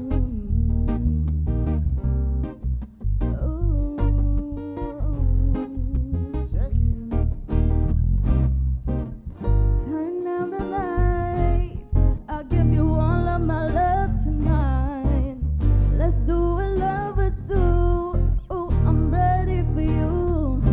I don't wanna waste my time, so don't make me beg. All right, we're back. Welcome. It's Tuesday, May 18th. Let's go ahead and go over to the KUAM News Zoom room. I don't know what the protocol is, guys, but we do have Kevin Bautista from the CNMI Governor's Office in the KUAM News Zoom room because they have got their American Rescue Plan funding already. Yep. Congratulations. Congratulations, Kevin. Don't. Thanks, guys, and good morning and half a day, everyone. Good Half a day, morning. Guam. $481.8 million. Wow. How's that cup of coffee this morning? I'm just trying to wake up right now. He slept good last night. Yeah, they were celebrating. You're making everybody in government work overtime this morning. You got DOA on at Right, like 7 yeah. in the morning. You got Kev here. So, Kevin, just take us to the, because, okay, just full disclosure, we don't know if we got our money yet. We asked Ed Byrne. He said we're going to check in they're going to check this morning. Mm-hmm. Same thing. I checked Crystal. Right, yeah. I guess we don't have the online banking thing, you would think. No, we do. You get a little, like, ping notification like, oh, damn, we got $553 million deposit. So when did you guys find out you got the money? So we received notification from the U.S. Treasury that the money is in our coffers. Yesterday afternoon, Secretary of Finance David Atzlik gave me a call. He informed the governor about 30 minutes prior, and then I worked with the governor and lieutenant governor to put out the announcement. And we're excited, the governor announcing that we just received $481 million $876,521, which is our specific allocation to the CNMI from ARPA 2021 for our local government. And we submitted our drawdown request last Tuesday immediately when Treasury announced the beginning of the implementation and start of the coronavirus state and local fiscal recovery funds under the ARPA. So we wanted to work expeditiously once we got the green light, so to speak, from Treasury, and now the money's here, and the CNMI is locked and loaded right now. We've been preparing for this for months, since the enactment of the ARPA. Actually, since the ARPA, ever since the ARPA was in Congress, actually, and then we started working with our federal partners, trying to understand what we can and can't do with the money. And as the governor mentioned last night on KSPN, we want to do this right. We want to be able to report this transparently with our people and our community. We want to be able to work transparently with our co-equal branches of government, legislature, leadership, and our judiciary.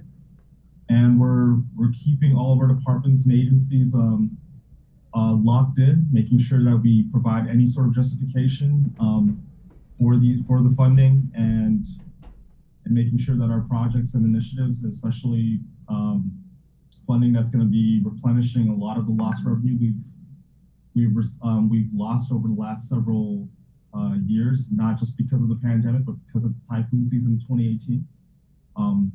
This is an opportunity we are going to take full advantage of for our people.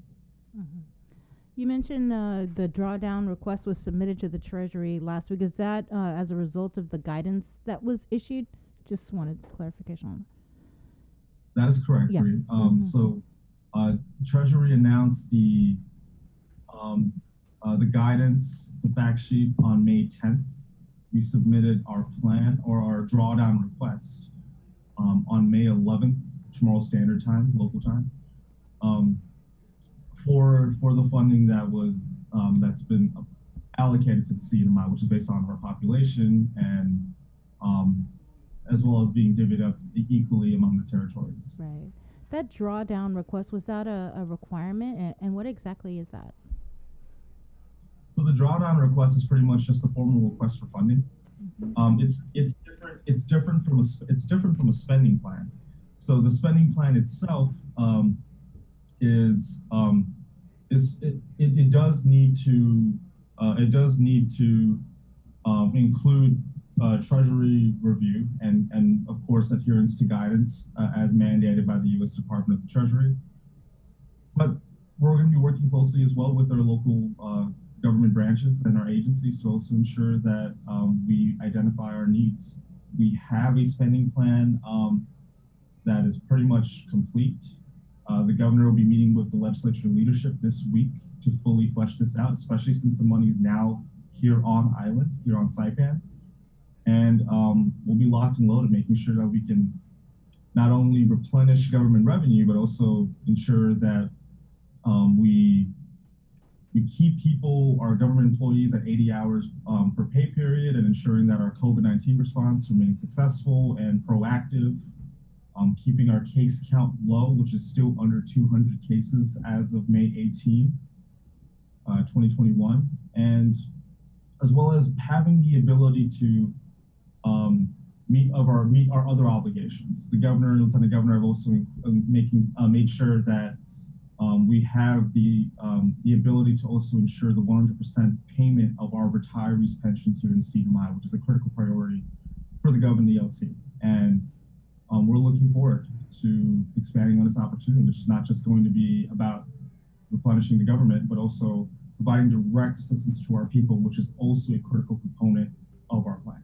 Mm-hmm. So when are you guys planning to submit this spending plan to Treasury? And that is mandatory, that's a requirement also? So the spending plan will always be in concurrence with the Treasury, but because the funding has already been received by, since the drawdown request has already been received, funding is already here. We're now going to be implementing parts of our spending plan now. So what's the first part of the spending plan that's going to be implemented? So among the things that we're focusing on is ensuring that we replenish a lot of the lost government revenue we've lost during the pandemic. Lost a critical part of it due to the loss of tourism, which of course is what Guam is dealing with as well. And be able to also bring back a lot of our furloughed employees. A lot of them have returned actually to our various departments and agencies. We've had to furlough close to about 400 to 500 employees because of this critical loss of revenue. Most of them have returned. So now the goal is about keeping our government employees on both, on the executive branch side, the legislative branch and the judicial branch, as well as our autonomous agencies, to ensure that they'll be able to have an 80-hour pay period paycheck every 2 weeks. And then as well as reimbursing a lot of the necessary costs that we've incurred during the COVID-19 response, the ongoing response that we've been doing, especially our quarantine process, our testing process, and our vaccination costs associated with our response. Mm-hmm. So how much are you guys planning to use for revenue loss? So the Secretary of Finance has calculated our revenue loss to be about close to 200 million for this fiscal year.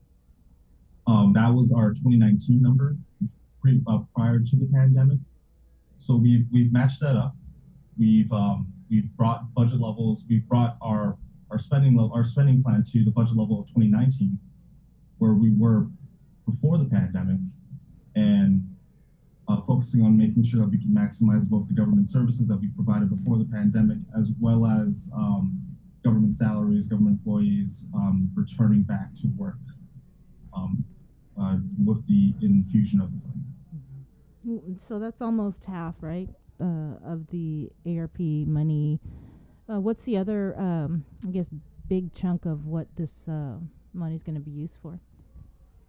The funding will also be used for many of the Tourist Wash Administration's priorities for all three islands. Among these include the expansion and enhancement of our tourism industry. We understand that beyond the pandemic, we also need to be able to continue to diversify our economy. And I think the pandemic really showed us that as an island economy, we're locked in making sure that we continue to enhance our tourism destination. Governor Torres has constantly been out there in our community talking about the concept of making the CNMI a world-class destination. We're building on our 55 public-private partnerships that we've developed over the course of the pandemic through our Council of Economic Advisors. So among the funding priorities outside of the government revenue includes enhancement of tourism on Saipan, Tinian, and Rota, as well as also the expansion of industries on Tinian and Rota itself. The governor has identified farming as an industry priority for Rota, and the cattle industry as a industry for Tinian. So those two industries will continue to be supported by the administration through the infusion of the ARPA funds that we received. Wow. So how much in tourism? How much money will go to the expansion of tourism? I don't have the exact numbers, Brie, on tourism. I can get back to you on that. But when it comes to tourism, a lot of the money will be focused on marketing to our source markets. That would include, of course, South Korea and Japan. Speaking of South Korea, our travel bubble has us welcoming South Korean tourists in June, which includes various government officials coming in June, which is a big deal for us because we want to be able to continue to build on that partnership that we've developed over the course of the pandemic and through the ongoing discussions between the governor, our Marianas Visitors Authority, our Commonwealth Ports Authority, to reopen tourism in a safe way. And given what we're seeing around us in conversation with our Commonwealth Healthcare Corporation, given what we're seeing around us, spikes in cases in various areas around the Pacific, we want to be able to do this in the right way and not jump the gun. We've set June as a date for the reopening, but we've also targeted July as a projected date for when we may be able to reach herd immunity here in the CNMI. So that's something that we're looking forward to and continue to prioritize the public health of our people while also making sure that we can continue to rebuild our economy moving forward. Right. I remember, we had been talking to you about the whole reopening of tourism, and there was an agreement you guys were hoping to sign with South Korea. Was that agreement ever signed?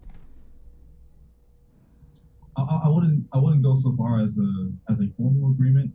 It's more from discussions that we've had with the Ministry of Land and Transport on reopening tourism slowly, especially for folks that on Korea that are slowly getting vaccinated. Obviously, countries around the world are not getting vaccinated in the rate that the U.S. is right now. That speaks to us being fortunate members of the U.S. American political family, but at the same time too, we also want to be able to work with our partners in South Korea to bring over tourists who have been vaccinated, and that we can do this travel bubble in the safest way possible. How many, tourists and dignitaries are coming in June? We don't have a definitive number yet. We do have the interest, and I actually asked our tourism authority, our MBA, Magnus Visitors Authority, to for the numbers yesterday, but I wasn't able to get it. But then I'll be following up on them with them on this, and the numbers will start to be much more solidified as the arrival date comes here, and we're aiming for mid-June at this point. We had a travel question here from Dezia, Kev. Please ask Kevin about travelers coming from Guam, 2 adults that are fully vaccinated with 4 kids under the age of 12 years old, requirements to provide upon arrival into Saipan.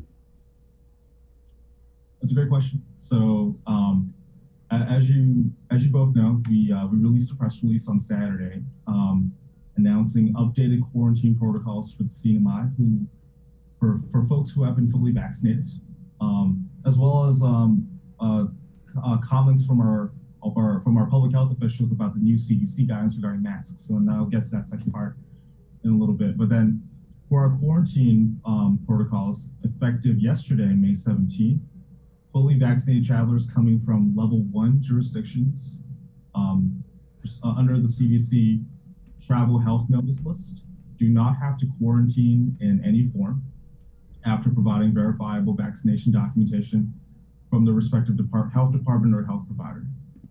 But to answer specifically on the question on Guam, Guam unfortunately is still on level 3, I believe, on the health notice list.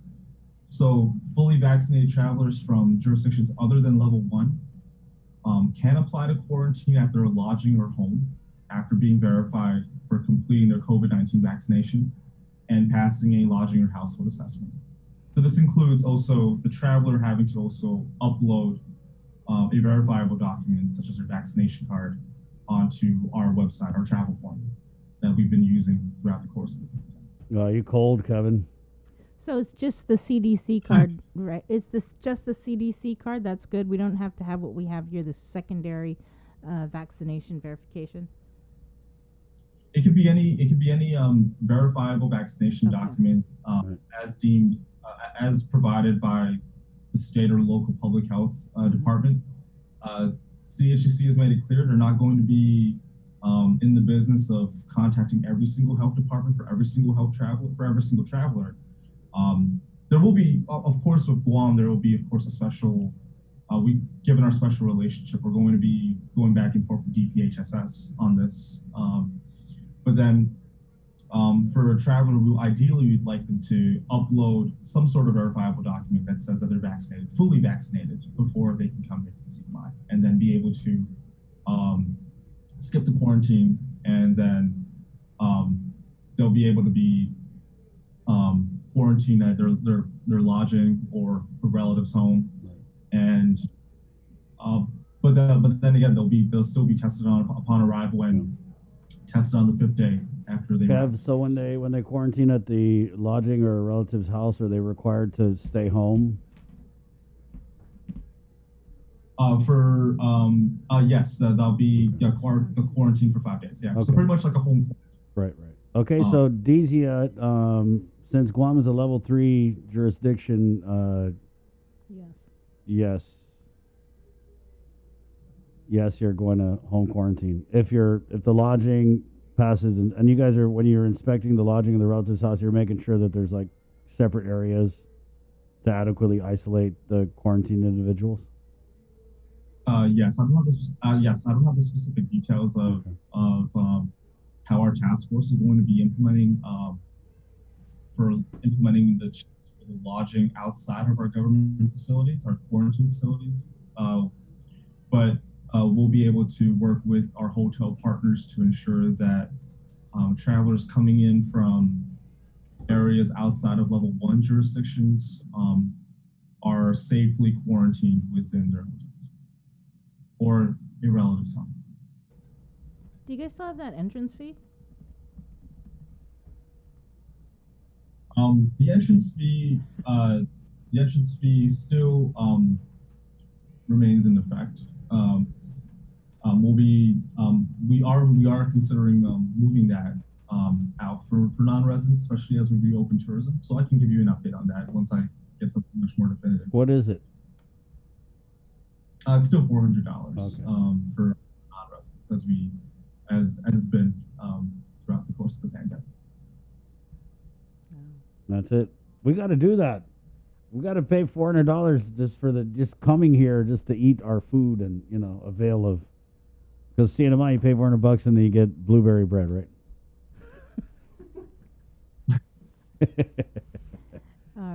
All right, Kev.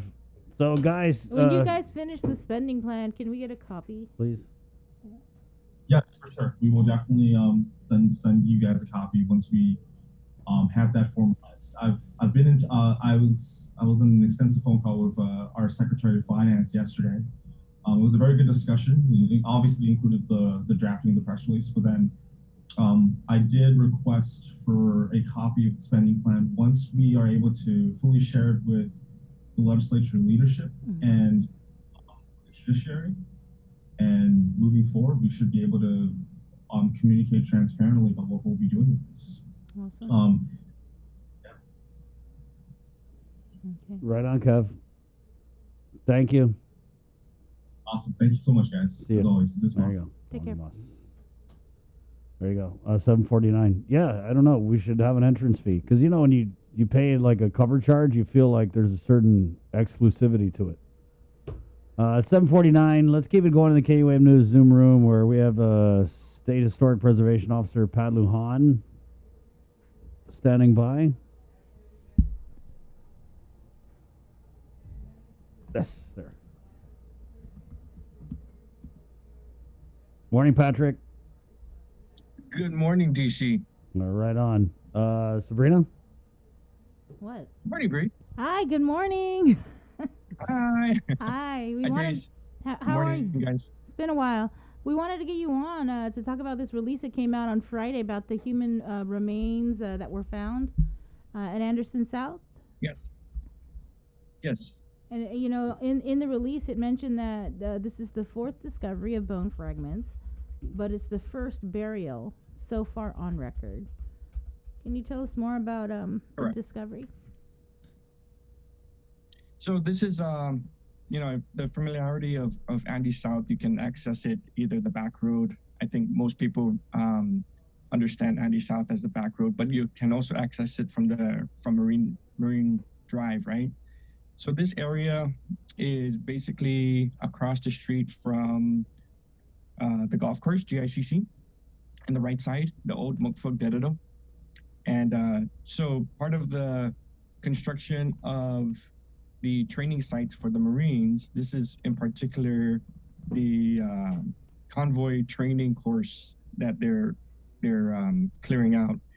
And so in January, they initially came about a bone fragment, so to speak, and that initiated more investigation into the area. And last week they found a burial. It's still in the preliminary stages. They're still doing some clearing, but they did report it fairly quickly within the time frame that we put on them. We went out immediately to take a look at it. And so it's still undetermined on the gender, the age, the approximate time frame. So those are still being looked at right now. But once we find that out, we can put out more information. Is there any like preliminary determination as to what time frame? No, not right now. It could be. There was another finding over at the wastewater treatment plant construction for GWA, and that was found to be like a World War II era finding. So this, we don't know at this time. So when you say that this is was it released that it was the first burial?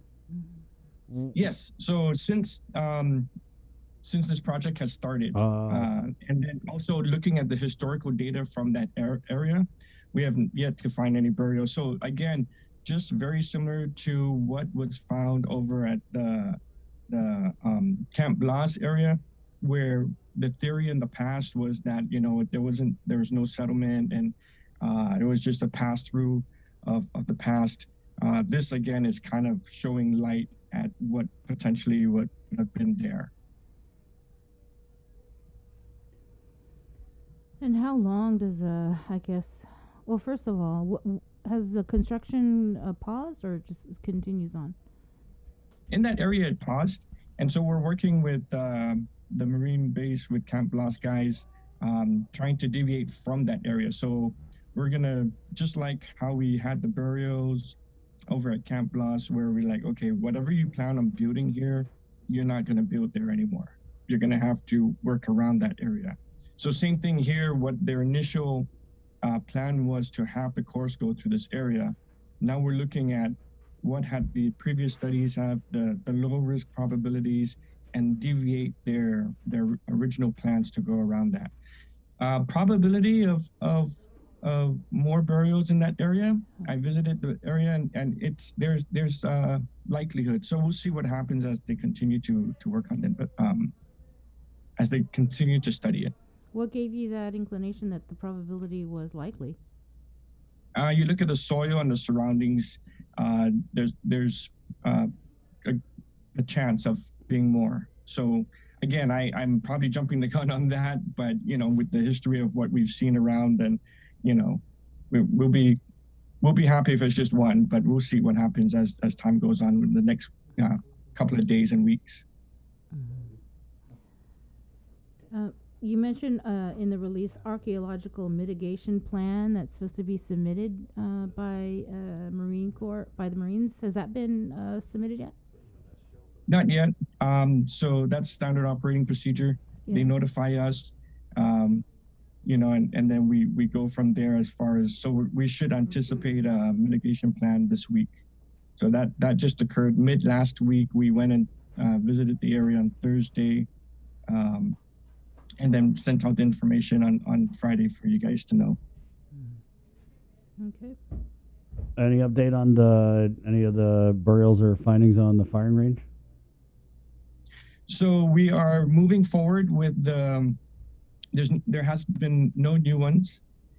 We are working with them to have the monument built. So that should be a good thing. And I am aware of them still trying to develop, them being the Marines, trying to develop a cultural center at the front of the entrance to the gate.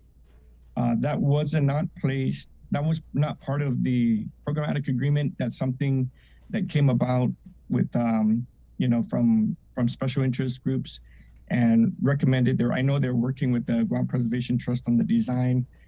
So I know they put in for funding for that. That was something that came about within, from working with them from the beginning, the last 10 years. Hopefully the funding gets approved. It should. I mean, I think it's only right for that to be rightfully funded. Right. So would this be separate and apart from the one? Isn't there also going to be one built at UOG? So the UOG one is the repository, Okay, I right? gotcha. So all of the findings and artifacts is supposed to go to the repository for proper curation. This one would probably go to the repository first, and then the pieces that are presentable would go into the visitor center. So it's close by to where it was found. Pat, so when with that preserve in place thing, when they find the burials and then they go and they study it, from the archaeological standpoint, what happens to the findings?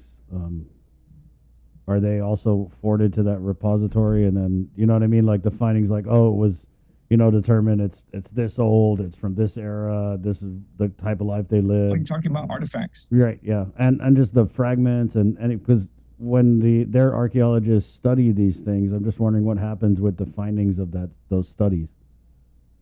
So the process is that the archaeologists would study it, send the reports to us. Eventually, it's supposed to be handed over to the Guam Museum for curation. In this case, with the agreement that the military has with Gov Guam, is that they were to build the repository, in this case up at UOG, to offset the load that the museum would have had incurred if, with all the construction that's going on. So that's the basis of that repository.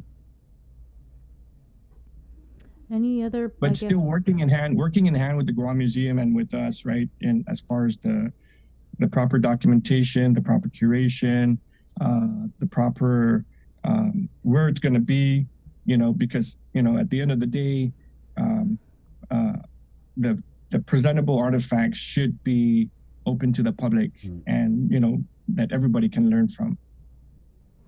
Yeah, because there's a lot of significant findings, right? They're finding these the Taiulas, and we haven't really. I think there was only one that was discovered in the NMI, so it's just really crucial for learning more about our history. It is, yes, absolutely, and it's pretty much changing the history of our Northern Plateau, right? So, at the end of the day, like I've mentioned to another media, that we will have a nice public presentation, getting all the experts and the historical, our native Chamorro people, archaeologists, get them all together and come up with hopefully an agreement to what these findings mean to us and what can we learn from it and how can we share it with current and future generations. Right on. All right. Thanks, Pat. Thanks, Pat. Yeah, anytime, guys. Good to see you. Of course. That's there you go. Welcome home. Patrick Lujan, the State Historic Preservation Officer. 7:58. We're going to take a quick break, and we're coming back on KUAM TV. Everybody fix yourself. You're going to be on the TV. Next, with the link. Good morning. We got your 6. At 6 a.m. with the link on Breeze 93.9 FM. Bree and I connect you with all the latest news and information you need to know to start your day. Then check back with Guam's news leader at 6 p.m. for the day's top headlines with KUAM News Primetime. From 6 a.m. to 6 p.m. and everything else in between with KUAM Digital, we got your 6.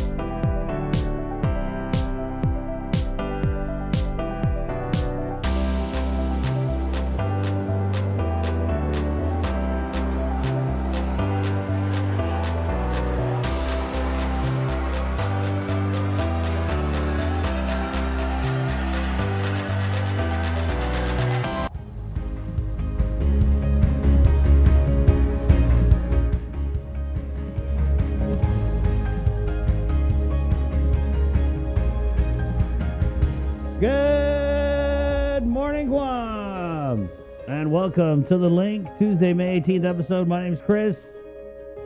I'm Sabrina. I'm Jason. Good morning, Guam. Happy day. Good morning. It's proudly brought to you by East West Rental, Calvo Enterprises, IT&E, and our friends at Jack in the Box, where you can get those cheddar biscuits. Jason Solis, I know you be liking them cheddar biscuits. Yeah, absolutely. All about that cheddar. It's baked into the biscuit, cheddar cheese, and you could get it with bacon or sausage. It comes with a fried egg. See, that's one-stop shopping. That's what I like about that. Yep. Or, I don't know, maybe you know somebody. Maybe your cousin's working at Jack, and you can get bacon and sausage. Connects. So thank you, our friends at Jack in the Box, 803.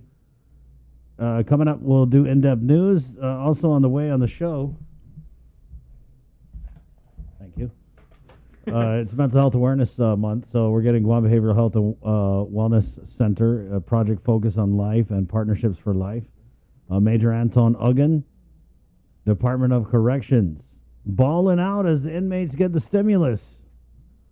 Dr. Michael Bevacqua, the Guam Museum, it's National Museum Day. The museum's closed, but they're preparing to reopen in June. Is that really the way that his name is actually Man, pronounced? we'll just ask him, okay? It sounds like French.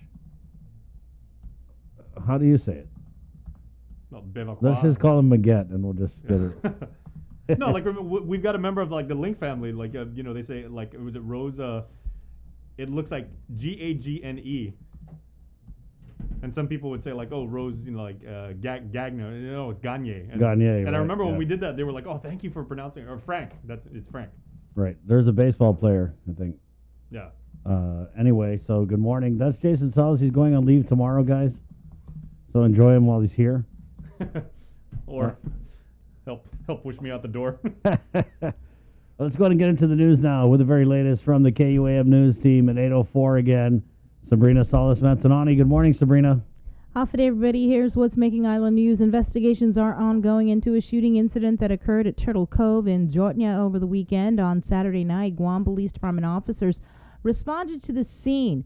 There was a video that showed at least 5 patrol cars lined up outside the drive-in entrance to the cove. Additionally, several people were sitting along the roadside.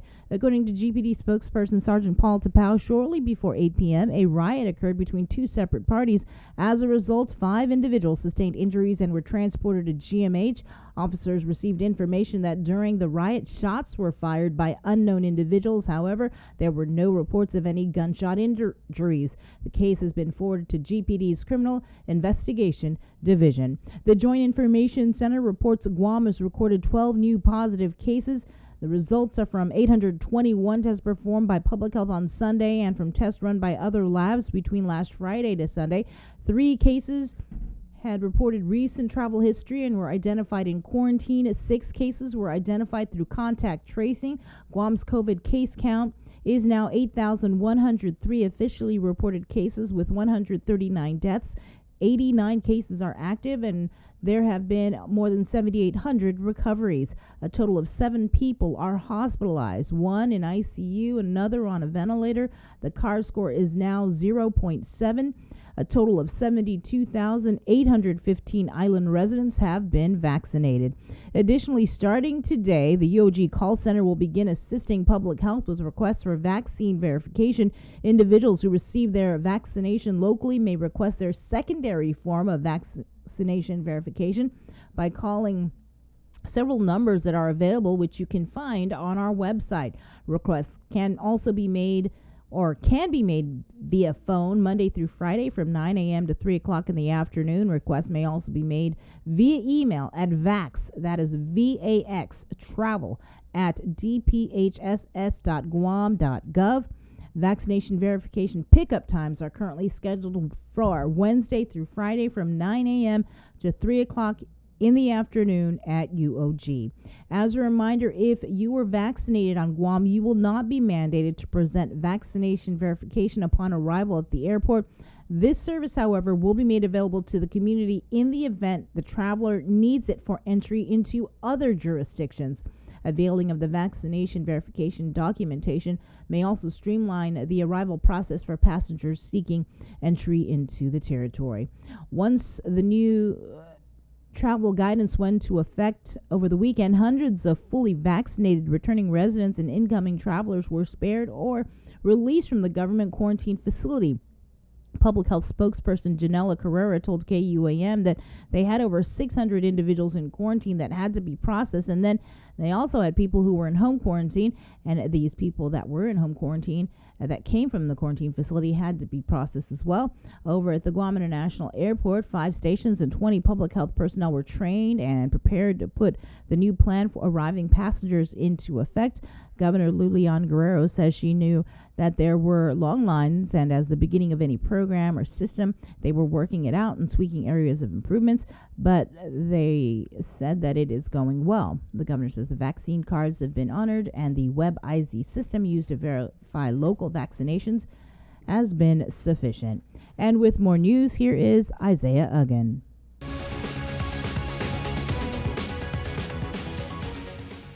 Hafa good morning, everyone. Guahusi Isaiah Uggan with your headlines here on The Link. The fiscal year 2022 Gov Guam budget hearings got underway Monday. First up was the Guam Community College. GCC is requesting an adjusted budget of $20,833,000, but of growing concern is the drop in student enrollment over the past 3 years, even prior to the pandemic. President Mary Okada. In fall 2018, we had 2,078 students. 2019 was 1,979 students, and 2020, 1,796 students. This past spring, our enrollment dropped to 1,564. Separately, she says the school has managed to cut costs and increase efficiencies through increased use of technology. Despite the effects of COVID-19 pandemic, we recognized and seized the opportunity to reconsider some of our business practices. We expanded our efforts to digitize our processes, including online requisitions and applications for enrollment, electronic timesheets, direct deposits for students, and others. Dr. Okada also briefed senators on several $1 million in CARES Act and other federal assistance the college received to improve student facilities. Those incarcerated or family members with a loved one incarcerated, listen up. Did you know inmates are eligible to receive economic impact payments or stimulus checks? About 7 months ago, a federal judge in California made the ruling in a class action lawsuit that the IRS cannot deny a payment to someone who is incarcerated if they meet the criteria. Inmates can apply, do qualify for a stimulus check. Department of Corrections spokesperson Major Antone Uggan confirms that some inmates' families are already in receipt of the federal money. Some inmates' families have filed on their behalf. A few families come in here and had their loved ones sign the paperwork, and it was filed in their behalf. And so those that filed, obviously their family will they would receive a $1,400 or could receive a $1,400 stimulus check. This payment didn't come without major litigation. The Washington Post reports on October 20th that a class action lawsuit was filed on behalf of the incarcerated individuals in local, state, and federal correctional facilities, arguing there was nothing in the law prohibiting inmates from receiving the stimulus payments and that the IRS was being unlawful. A federal judge in California ruled in favor with the petitioners and ordered the Treasury Department and IRS to send the relief money out and within certain deadlines. The Trump administration appealed. However, the court backed up their initial ruling and entered a final summary judgment. Further, the judge ordered the IRS to send out a notice to correction facilities officials to provide to incarcerated individuals about the court decision. The agency would also need to mail blank 1040 forms for inmates and instructions on how to fill out the paper return. Uggan tells KUAM that he is unaware of ever receiving said notice. Meanwhile, Department of Rev and Tax Director Daphne Shimizu says due to the ruling, the non-filer form deadline was moved to November 21st. That had largely to do with, of course, the issue of incarcerated individuals and making sure that those people who initially thought that they may not be eligible were eligible. And so, again, we had clarified that back in late or maybe the last quarter of 2020. And we worked to make sure, of course, that the financial institutions, of course, are aware of that and that we had pressed that out. For those unaware, Shimizu says those incarcerated are not only eligible for the EIP 1, 2, and 3, but also the recovery rebate credits. Individuals, as long as they're otherwise eligible, meaning they meet the income limits, the residency requirements, etc. If you were incarcerated, also you were eligible as long, again, as you met all other eligibility requirements. Military personnel who are fully vaccinated will not have to wear their mask on Andersen Air Force Base. The updated guidance is contained in a new memo from Base Commander Brigadier General Jeremy Sloan. General Sloan's May 16th memo on COVID-19 mitigation measures and enforcement includes a provision that states COVID-19 fully vaccinated personnel, as defined by the CDC, are no longer required to wear a mask indoors or outdoors while on Andersen Air Force Base. Use of masks remains mandatory for personnel who are not fully vaccinated. Meanwhile, for now, masks are still required on the Naval Base Guam, although a spokesman for Joint Region Mariana says the JRMC and the NVG are in the process of revising their public health orders in conjunction with forthcoming U.S. Pacific Fleet and U.S. Indo-Pacific Command guidance. The spokesman adds that regardless of any potential relaxation on base, all service members are required to comply with applicable GovGuam executive orders and public health guidance for mask wearing while off base. For Guam's News Network, I'm Nestor Lecanto. With regional headlines, here's KSPN2 News. Half a day, Dantino, Guam. Here's what's making headlines in the CNMI. The Commonwealth Healthcare Corporation, with guidance from CDC and FDA, is now offering 12 to 15-year-old kids the Pfizer vaccine. Vaccination will be available at the MCAT sites, and discussions are ongoing with school officials. We are going to be, like I said, we are going to be going to the schools. We will be issuing out letters to the parents for them to sign the consent form, and so that anyone that could be vaccinated will be vaccinated. Summer is near and kids will be out of school by next month. But CEO Esther Munoz states she is confident to have a successful rollout at the campus. 12 to 15-year-olds usually don't really think about their primary care, right? And so trying to think about their health at all is to try to get their attention now is the best time to do it. And it's really perfect timing when you think about it. It's right before school ends. So we're happy that this was released right before that. CHCC is also taking this opportunity to ensure that students are up to date with all vaccines. We are also looking at the other vaccines, immunization, other vaccines that have not completed, right? That were not completed. For example, it could be MMR or whichever.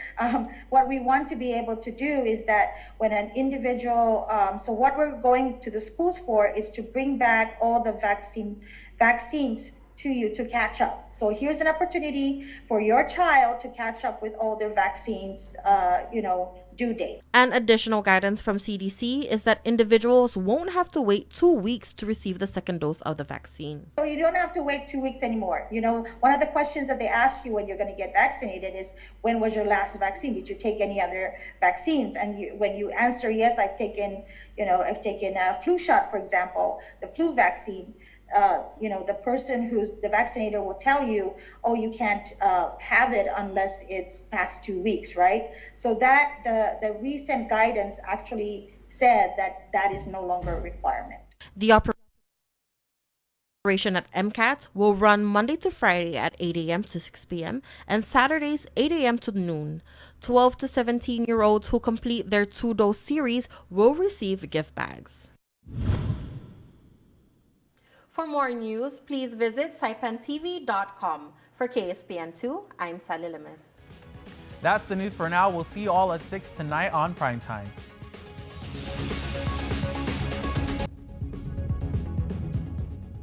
In other news, 21 people have finished construction training at the Guam Community College. With more, here is Tyler Mazzanani. They weren't wearing graduate gowns, but jumpsuits. 21 graduates gathered at the Guam Community College for their construction boot camp completion ceremony. Sponsored and led by Black Construction, the 4-month-long program offers participants the opportunity to learn the tools needed in order to become certified construction workers. Black Construction Senior Vice President and General Manager Leonard Ka'ai expressed how he saw enthusiasm amongst the class and hopes that will carry on throughout their career. I always tell people that construction's a tough business. And you gotta stay with it. You gotta have a passion for it. And if they stay with it, they'll have a career, and that's what's important. But you gotta hang in there, because you're out in the hot sun, you're out in the rain and the dust and the dirt and everything else. So it is a tough business. Ka'ai revealed that some of the graduates had already been hired before they could even step out the campus doors. This is the second construction boot camp GCC has offered, and it's certainly not the last. President Dr. Mary Okada says there are several types of boot camps to upscale or train individuals in various areas. She hopes people will take advantage of the job training opportunities to advance their skills in order to sustain not just Guam's economy, but their own families and livelihood. Her biggest advice for anyone thinking of availing to future trainings: don't wait. If you are currently on unemployment, now's the time to get the training. You don't want to be caught on that funding cliff, and you want to be able to stabilize yourself for continuity, not just for your work, but for your family. The training comes full circle. As Governor Lou Leon Guerrero explains, it's a way for our people to get into career occupations, and it's an opportunity for us to better grow our economy. As you know, construction is one of the major leading industries here in our economy, and I know that there's been a lot of projects that have been delayed or forestalled because of workforce. I think our goal should be to support whatever programs, whatever resources we can to, again, build up a quality workforce for our island. Yeah. For details on upcoming trainings, contact the GCC Office of Continuing Education Department at 735-5574 or go online to guamcc.edu. Reporting for Guam's News Network, I'm Tyler Matanani. There's no end in sight to the Israeli-Palestinian conflict. Nearly 200 Palestinians and at least 10 Israelis have died so far. Israel's prime minister is promising militants will pay a heavy price for firing thousands of rockets at Israel. CBS's Ian Lee reports. Rescuers pull a 6-year-old girl from rubble that used to be her home in Gaza City. Susie Eshkatana was trapped for 7 hours before being reunited with her father Riyadh in the hospital. He says he put his kids to bed, and that's when an Israeli bomb hit. From under the rubble, one of his young sons cried out for him, "Daddy, Daddy," but he couldn't reach him. Susie is all Riyadh has left after his 4 other kids and wife were killed. The past 48 hours have been the deadliest so far, with dozens of Palestinians killed, including at least 8 children. Israeli warplanes unleashed dozens of airstrikes this morning, including one allegedly killing an Islamic Jihad commander. Almost nowhere is safe in Gaza. An airstrike leveled this building housing foreign media, including the Associated Press. AP's top editor is demanding an investigation. But on CBS's Face the Nation, Israel's prime minister defended the bombing. An intelligence office for the Palestinian terrorist organization housed in that building that plots and organizes the terror attacks against Israeli civilians. So it's a perfectly legitimate target. Hamas responded to the weekend attacks with a barrage of rocket fire. Israel intercepted most of them, but several got through, including one that killed an Israeli man near Tel Aviv on Saturday. Ian Lee, CBS News. And now with your news in Chamorro, here is Ken Concepcion. Buenas tardes to get some to be sa morgan ni KUAM News. Presenta ni Familian Mizo gi First Hawaiian Bank. Matutuin na sa government tungguahan na budget hearing para fiscal 2022 na sakan. Ifinina sa Guam Community College numero 420,836 pesos. Local ang guahat sa atin na superaziri na bahan numero ng estudyante ni manahan no preste na eskwela. Ni mapos 3 anos na tempo kung todo antes di ipesti. Ipresente ni GCC si Dr. Mary Okada sangan na eskwela sa mautod. Igaston niya loko mahuloy minihila di eskwela NGA Technology. Asangan na masyaman na efekta siya ni COVID-19 na pesti, marekognisa dyan matsulia dyan oportunidad para makonsidera dunebo i-praktiko ni business niya. Lenya na maumenta ibidan niya para ma-digitize itatsu niya ni sumanay online na rekognisa dyan aplikasyon. Electronic na timesheet siya, direktamento na deposita para estudyante dyan oto siya. Si Dr. Okara sa mensahe loki gi legislatura, purmidyon na slapi siya ni marisisibi eskwela, sigo ni CARES Act, dan oto siya na inasisten ni federal para inadalan to ni fasilidad estudanti siya.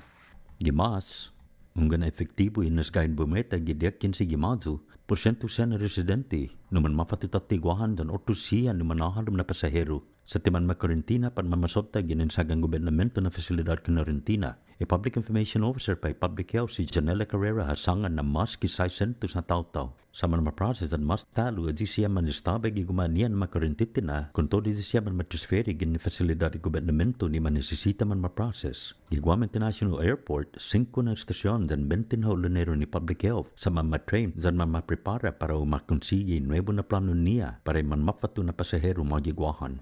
Yun si may magahaga Lulian Guerrero sa inasosya niya po ito may mamanuhin na nanon niya iman ma-process. Ilay niya na tungo na sanan ako na fila giitinituhon masya hafan na taygwinin na programa pat sistema mafatsututsui para mas fino dyan adilanto sa senmaw likinanaw niya. Ilay niya mas na ma-online dokumenton binakuna. Dyan na sistema ng web is sa manasadbi para ma-apreba naman mabakuna gwini sa senmaw likumuzong niya.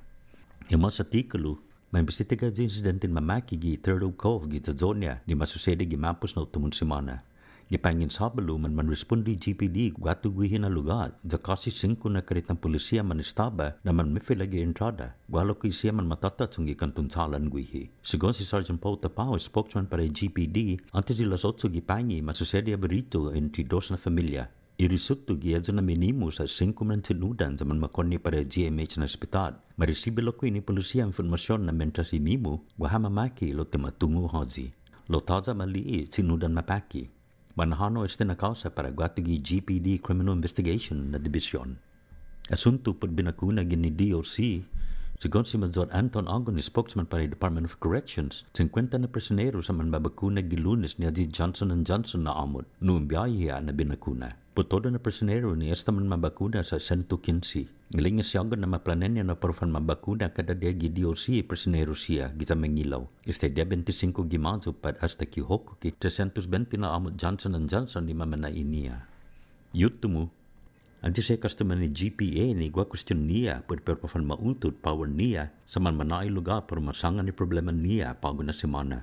I-presente ni Mayor's Council Jesse Alex sa Malagono na tungo todo na itaw-taw GPA para fangayi gi community center gi sa Bargada gi Merkules desde las 9 gi egan hasta las 12 gi taloani. Gi ben sa para fangayi gi talo gi zapiti ni parewa na ora. Manasuha di moratorium da manusya ni GPA na para matutuhon man disconnect gi dia 1 gi Hunyo. Ilang nga GPA na kasi 70% na customer niya sa mandelinkwente sa para majudas di siya gi para mapega gi plano na pasitati balance ang delinkwente para 12 meses na tempo. Para Guam News Network, wow sikin concept. Yasunto gi finut sa moro sa presenta sa ninafatto ni Familia Mizo gi First Hawaiian Bank. June makes the best malasadas in Hawaii, a fact not lost on Daryl, whose brother Byron is cooking the onaga he caught at his secret fishing spot with his girlfriend Malia, who used to work for the Shave Ice Guy, whose second cousin Vince drives the school bus ridden by Calais, whose auntie makes the best malasadas in Hawaii. Everything here is connected, and with the new First Hawaiian Bank mobile app, you can stay just as connected to your finances, and it all starts with yes. All right, guys, we have a couple of birthday shout-outs because, Chris, of course, we had Mayor Paul McDonald of Agana Heights yesterday. And, a mayor is only as good as his office manager. And Jenny over at the Agana Heights Mayor's office is one of the very best. She's very, very good. And also Neil Rochelle. We want to send birthday shout-outs to, and a member of our family for a very, very long time, still a very good friend of ours, Mindy Uggan. It's her birthday today. All right, let's go. I always remember May 18th because, ironically, the day Mindy was born, the same year, too, is when Mount St. Helens erupted. Wow. I would always tease her about that. Happy birthday to you. Happy birthday to you. Happy birthday, dear Jenny and Neil and Mindy. Happy birthday to you. May the dear Lord bless you. Ha! May the dear Lord bless you. May the dear Lord bless Jenny at Agana Heights and Neil and Mindy. And everyone else's birthdays today, too. Absolutely. Happy birthday to you. Catch SportsLink on the KUAM News Morning Show, The Link.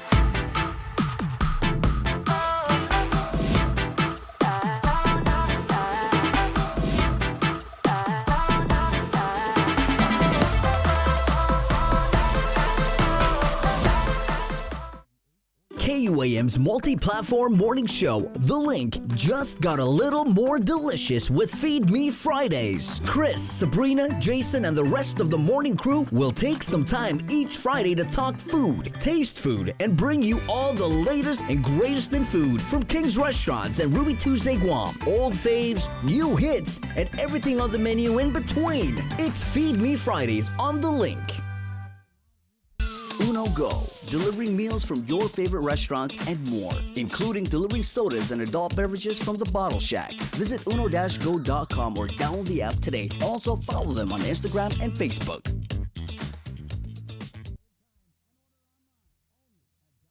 Catch SportsLink on the KUAM News Morning Show, The Link, every Friday to hear about the latest in sports news, game schedules, athlete profiles, and more. SportsLink, brought to you each week by Cure Alkaline Water, airs every Friday across the multimedia platforms of KUAM. Tune into the broadcast on Breeze 93.9 FM, on KUAM TV 11, live streaming through the KUAM News Facebook page, or view highlights on YouTube, KUAM News Facebook, and Instagram. SportsLink is hosted by Dave Delgado through KUAM Sports, and he will make sure that everyone knows what is happening on the field, in the gyms, and everywhere in between.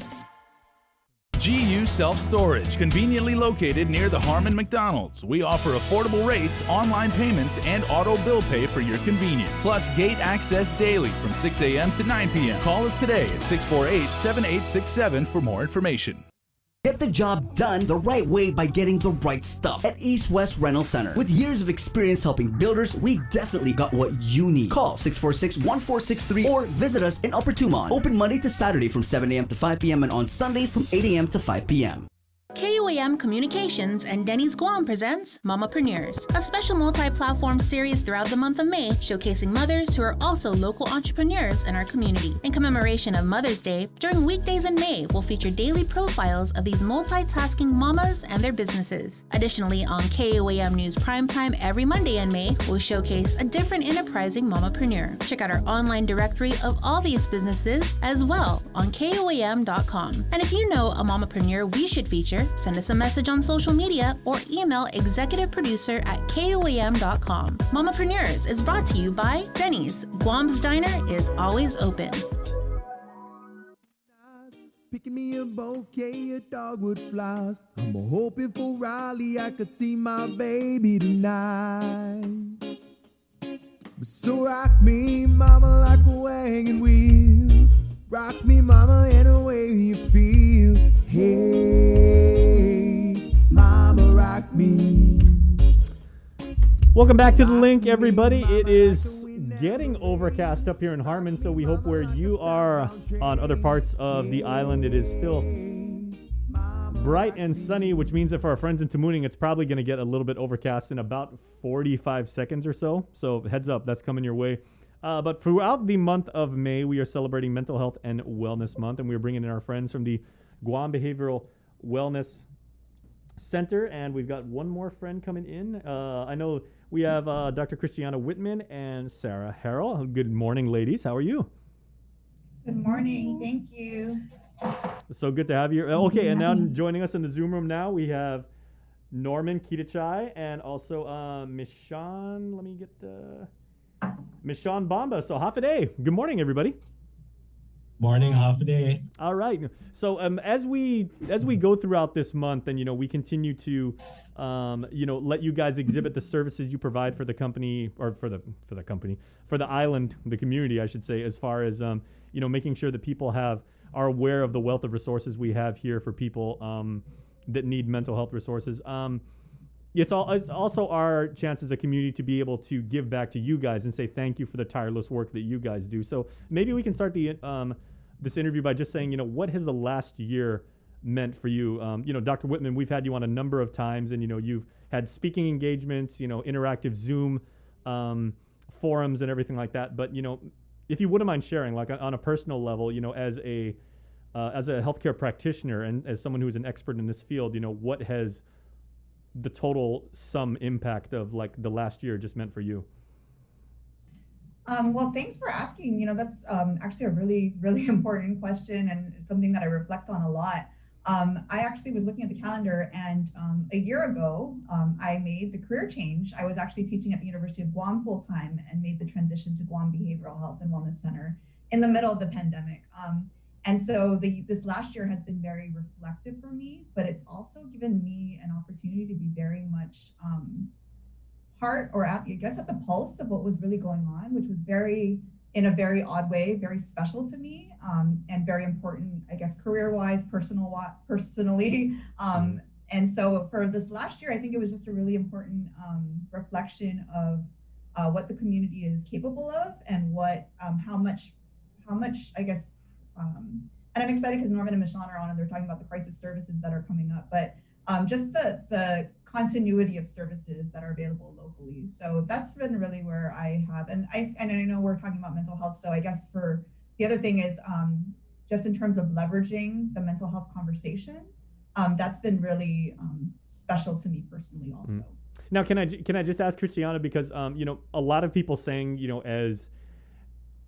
as unfamiliar as we all were as a society with what things were going on like last year, and it was very, very scary, and it was very uncertain. Making a career change probably wasn't what most HR managers would advise, like right in the middle of a pandemic and everything. But did you feel you were answering a call to service? Part of it, yes. And I still teach at the university. I still teach part-time, and that was a very special, role for me to be in also. But yeah, I think part of it was to see kind of firsthand, or really to utilize my license as a counselor, and to be more, I guess, in the front lines. I think that was important for me at the time. Mm-hmm. Okay, well, let's go to like Norman and Michonne now. So in terms of crisis management and everything, you guys have obviously had your hands full, like in the last year and everything like that. So, how has it been for your team, and now being able to maybe kind of like reflect on what you've been able to do? And, we had Jibwick representatives on the show last week, and they were saying, by no means has our volume of calls to the helpline slowed down. And, like, even though COVID is a very physical disease and everything like that, a lot of the mental health aspects of what we've all been dealing with, continue on. So what's the tempo been like for your team? Thank you for having us, first of all, Jason, and we appreciate you giving us this chance to share our experiences here at Jibwick. Definitely the work has definitely increased. So this pandemic has definitely reminded us of the importance of mental health. And it just as simple as our being able to professionally support our staff, and allowing them to always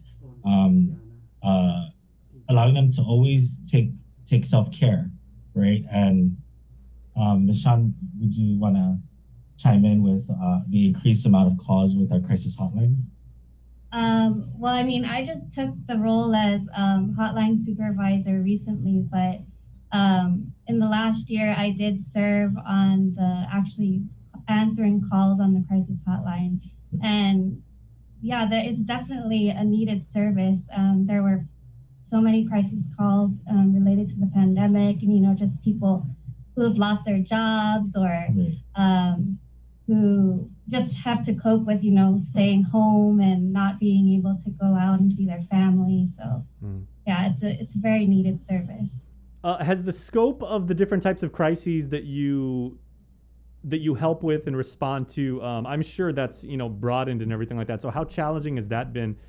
Because I know, like, I was fortunate enough to volunteer for the holiday helpline several years ago, and they said, you're going to get a lot of calls about people who are, they're suffering from the holiday blues, or they've had too much to drink, or they're just feeling, like a little bit down and everything like that. But I'm sure with the pandemic, you find folks, dealt with a whole bunch of stuff you could have never anticipated. So how do you stay sharp and make sure that you can still deliver like a premium level of care, and connect people with the right resources? Well, it's really like the same technique that we try to use for almost everybody. We just try to listen to their story, and then create a safety plan for them if that's something that's needed. We assess, their risk level for suicide. And then if they need further follow-up, we ask them if they want to be called back. Right. So it's really the same, we try to keep the same process, but of course every situation is different. All right. Well, the fundamentals of compassion, as they say, right? Right. Also, I wanted to also point out that we try to keep a balance between with our crisis hotline professionals and our volunteers, so that because it's that saying that people with lived experience only understand what people are actually going through, right? So we try to keep that balance of professional trainings, keeping them refreshed in all the different techniques and coping and trainings, as well as hiring volunteers that have lived experience. Okay, now I saved Sarah for the very last because I have interviewed Sarah a number of times, and her passion for wanting to provide community service and for helping people get connected, especially when they're at their most vulnerable, is unmatched. And Sarah, it's been a couple years since I've interviewed you and everything. So first of all, welcome back to KUM and welcome back to the show. Thank you so much, and thank you for allowing us to, share about what we've done with our partners in the community to really. I always share with our team that I always like being in the background, the real work happens in the grassroots with our community partners, with the local nonprofit organizations that we work with. So it's always a great opportunity to share and kind of brag about the successes that we've had in the past year, despite the challenges. Mm-hmm. Now, down at the Peace Office, you guys have a very distinct mission and everything. So if you can just maybe share what it's been like for your team in dealing with some of these crises. Sure. So I guess I can start with really talking about what the Peace Office is. We're actually the prevention and training branch of Guam Behavioral Health and Wellness Center. PEACE is an acronym, as with many other acronyms that we work with in the government. PEACE stands for Prevention, Education, and Community Empowerment. So those are the two core functions of our branch. When we talk about mental health services, we tend to focus. I'm not going to say it's not a misconception, because it is true. Mental health services, direct services, particularly are provided by clinicians to individuals or to families, but that's not what all mental health is all about. Statistically speaking, only 5% of the population are those who are thinking about suicide or are in need of a mental health diagnosis or treatment. But there's also the 95% of the population. We still have mental health. There's still challenges to our mental health that we deal with, daily. We just so happen to be kind of supported and covered by this invisible life protecting barrier, and that's kind of what prevention services are all about. Mm-hmm. It's not provided by the 7 staff that we have in our team. It's really happening. Prevention really happens in the dinner table among family members, or in the schools, by coaches throughout, in sport events, or among youth serving organizations. So our branch really works hard to empower our community partners, our prevention champions, so that they can be, sources of support. We call them natural supports. They might not have the clinical background or the training, but they can still do mental health promotion within their own means. So the past year, there's almost like a formula of how you do prevention. But in the past year, that has been challenged, as with everything else. We always say that, think us outside the box. But in the past year, we threw away that box because everything is just uncharted waters. We're not used to not being able to physically connect with our partners, and our partners being able to connect with their community members. So I commend our partners, our local nonprofit organizations who are doing prevention work, for really pushing themselves and being extra creative, learning how to use Zoom and doing outreach, learning how to use social media beyond what they're already doing prior to COVID, so that they can still provide support and provide a source of be a resource for their community members, even though they can't be with them physically. Mm-hmm. I think it's just been a year of pushing boundaries, and that's one success. It's a silver lining that we're owning. Being able to still be out there and still be talking about prevention and provide resources to our community members. That was a challenging fit, and our partners have been able to do so, and are still continuing to do so. Mm-hmm. Yeah. Did I tell you, ladies and gentlemen, that she's a little bit passionate about her job? I think it's abundantly clear. Okay, so guys, I'd like you all just to unmute your mics, and we can go.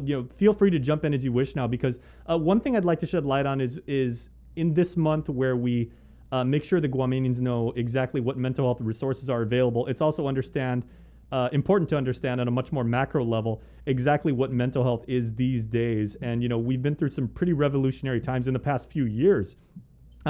Just about, mental health has changed, and a lot of people said, I didn't realize that, there are possibly like afflictions that I may be dealing with that, before would have had to be clinically diagnosed. So, how do you think like I don't want to call it the business of caring for people, but, let's say the vocation, the calling again for providing mental health resources for people. How has that changed over the last few years? I can start with that. I think we've realized the need to, so as a counselor educator, something that I'm always highlighting with counselors in training is that the need to be flexible and adaptable. And I think that's shown even more so in the last year, is that need to be flexible and adaptable and to really just roll with the way things are going.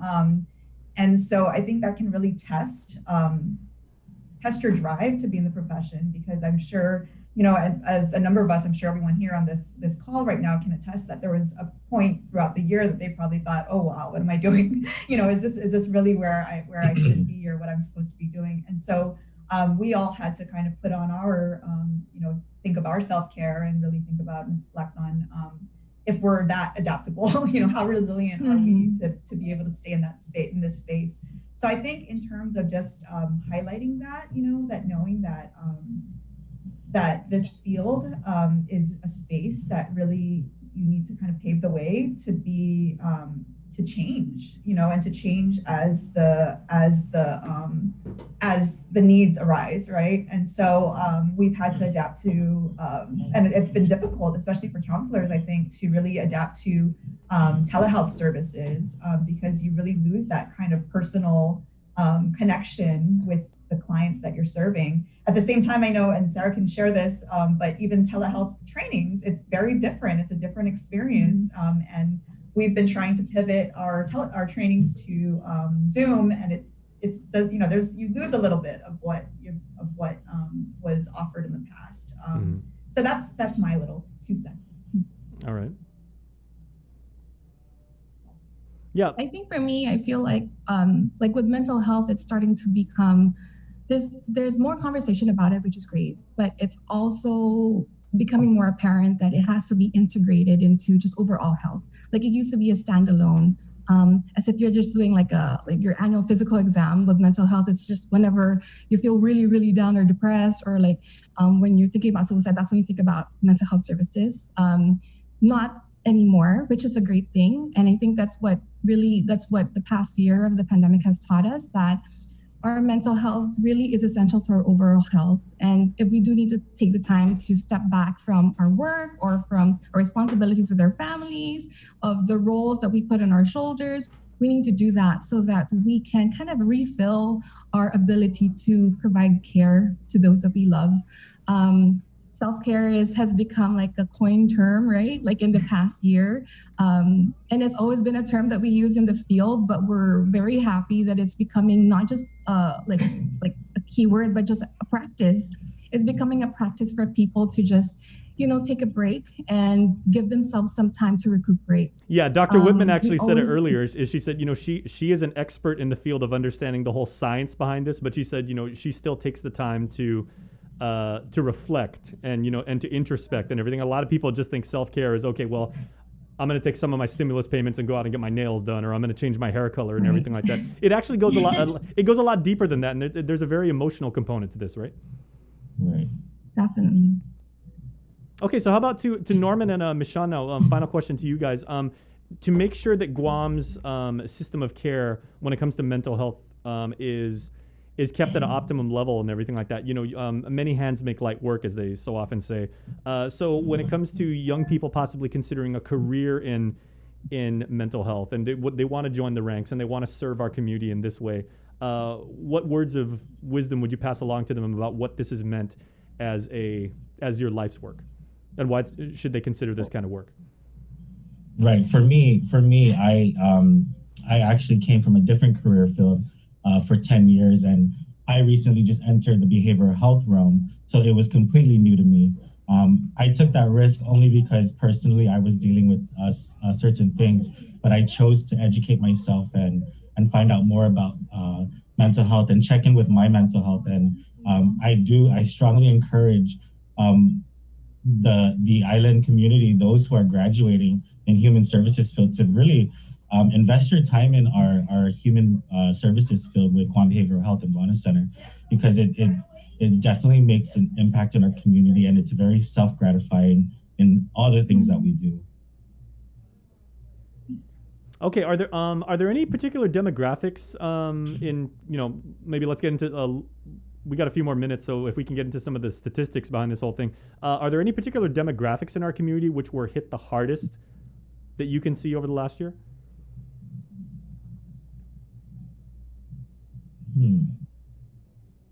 That's a hard one. I don't know. Yeah. I don't know. Would anybody that's got a potentially PhD credentials be able to chime in on this? No, I mean, Christiane, I'm looking at you. I mean, just even anecdotally, Jason, like, I don't think there's any, I don't think we saw a real spike in any particular area. I think there were, and I've actually pulled shifts on the hotline a couple times, and there are people who call who are, young people who are just uncertain of where to go next. And then there are people who are calling on behalf of their young child or young adolescent. And then there are people who are calling because they're regular, veterans of the mental health or behavioral health services. So it's like really across the board, there have just been different people who have been accessing services and have been, and Sarah kind of highlighted it earlier that there are people who are maybe more open to receiving mental health services or exploring mental health services, I'd say in the last year than in the past. I've gotten lots of contacts from people I know, acquaintances or even good friends, for referrals to different services. So I don't think I can say, at least not at this point. Maybe in a year we can look at the data and truly look, analyze that. But at this point, I think that it's kind of across the board. People have been impacted and are looking for assistance. Well, maybe that is the most poignant statistic right there, is like it basically the pandemic affected everybody. Yeah. And yeah.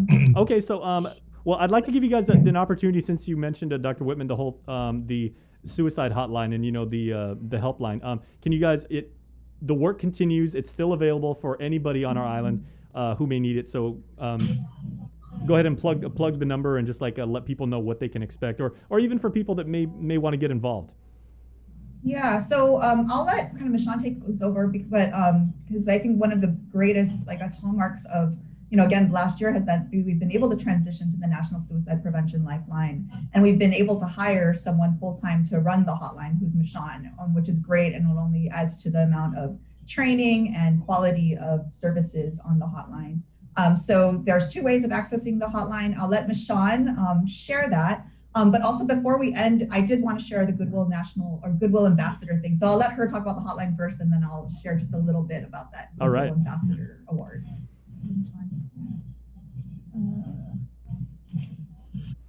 Well, I'll start off first, and then we'll have Michonne chime in with a little bit of the hotline. But because this pandemic has really forced us to go into a state of 24-hour crisis services and access to care, and through our federal counterparts, which is SAMHSA, they have given us some funding, COVID emergency funding, which is called Project Ageng. And Ageng means Call in Chamorro, which is a 2-year federally funded program by SAMHSA. And we aim to be a certified community behavioral clinic. And under the service requirements, JBOOC aims to establish reliable 24 emergency crisis services for individuals experiencing a mental or substance abuse crisis. We also serve children ages 5 and older with serious emotional disturbances, and individuals 18 and older with serious mental illnesses, including those with substance abuse disorders or co-occurring disorders.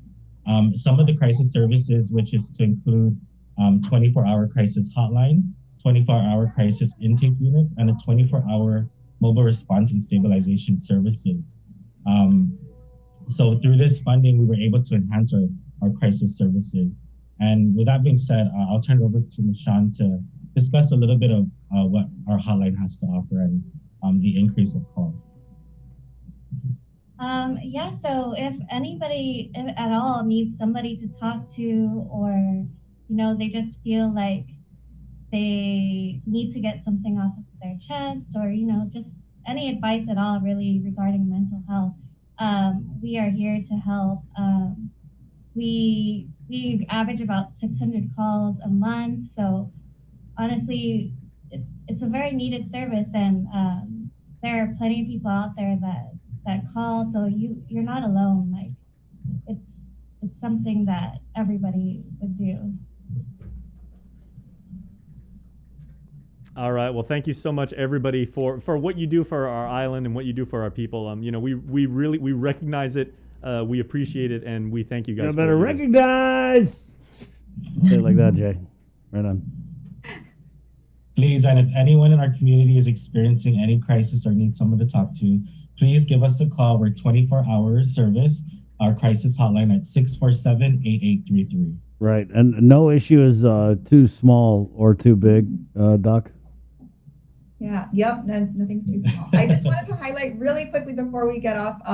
So we are actually holding a Goodwill Ambassador Award. Oh, and the no community way. Can actually, yeah. Oh, that's the cool. community can actually nominate a business, an NGO, or even a government agency. And we're looking for organizations that have assisted the community in accessing mental health services or incorporating mental wellness into their practices. So these are, again, organizations, nonprofits, or government agencies even, who have really assisted and served as ambassadors regarding mental health. They'll be, our nominations close on May 21st, and they can be sent to communications@jibwick.guam.gov. So communications@jibwick.guam.gov, and anyone in the community can nominate an organization that they believe has really integrated mental health into its story over the last year. So, and then we'll be honoring or recognizing the award winners and I guess the nominees at our Wellness Festival next Saturday, which is the 28th, I believe, of May. We're having a Wellness Fest at the Oka Park and Play. I hope I said that right. I mean, I hope that that's right. But yes, so if anyone in the community is interested in nominating someone, they can send their nominations to communications@jibwick.guam.gov.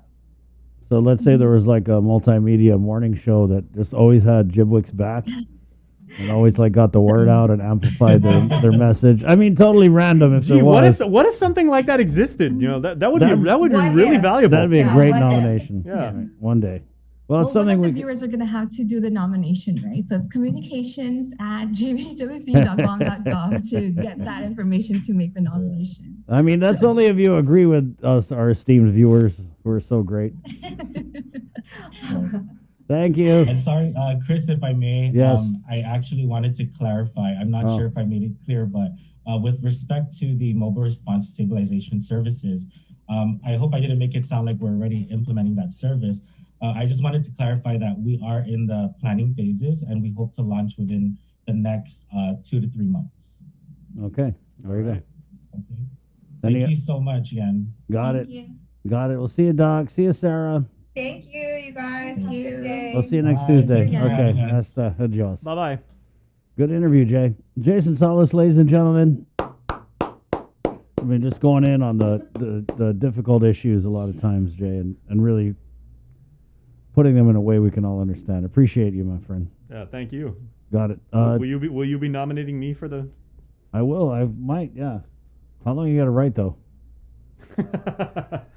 Yeah, you might need to check your email while I you're just put your writing name in there. Is there a box I just drop his name in? No, yeah, thanks. 856 guys. The link is proudly brought to you by East West Rental, Calvo Enterprises, IT&E, and Jack in the Box. Major Anton Uggan of the Department of Corrections. Coming up here on the link for an update. Of course, the big news a lot of people were talking about yesterday. You heard it here first. Inmates at the Department of Corrections get a stimmy. All right. As the intent of Congress was to get this economic impact payment into the hands of everybody, whether you're out front or behind bars. So And I don't know if they even knew that they were able to get this stimulus. So we'll ask Major Anton Ogden about that coming up here on the show. We'll take a quick break, though. Again, it's the link. Good morning to our viewers on KUAM TV. As May is a month to celebrate mothers and everything they do, let's not forget that many parents in our community are struggling to make ends meet and provide for their children with basic necessities. The KUAM Care Force is partnering with the Salvation Army for a very special drive this May, benefiting our precious and most vulnerable in our community. Through Friday, May 28th, we'll be collecting diapers, formula, infant toiletries, baby food, and other new items for infants and toddlers at our KUAM studios in Harmon on weekdays between noon and 4 p.m. Show you care and help families in need this spring. Due to the consideration of our current public health emergency, donations will not be accepted outside of hours specified. Curbside acceptance of donations is acceptable by calling 637-5826 upon arrival. Uno Go, delivering meals from your favorite restaurants and more, including delivering sodas and adult beverages from the Bottle Shack. Visit uno-go.com or download the app today. Also follow them on Instagram and Facebook. KUAM Communications and Denny's Guam presents Mamapreneurs, a special multi-platform series throughout the month of May showcasing mothers who are also local entrepreneurs in our community. In commemoration of Mother's Day, during weekdays in May, we'll feature daily profiles of these multitasking mamas and their businesses. Additionally, on KUAM News Primetime every Monday in May, we'll showcase a different enterprising mamapreneur. Check out our online directory of all these businesses as well on KUAM.com. And if you know a mamapreneur we should feature, send us a message on social media or email executiveproducer@KUAM.com. Mamapreneurs is brought to you by Denny's. Guam's Diner is always open.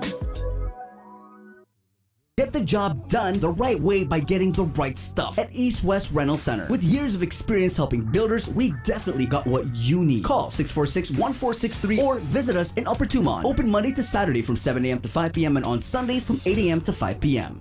KUAM's multi-platform morning show, The Link, just got a little more delicious with Feed Me Fridays. Chris, Sabrina, Jason, and the rest of the morning crew will take some time each Friday to talk food, taste food, and bring you all the latest and greatest in food from King's Restaurants and Ruby Tuesday Guam, old faves, new hits, and everything on the menu in between. It's Feed Me Fridays on The Link.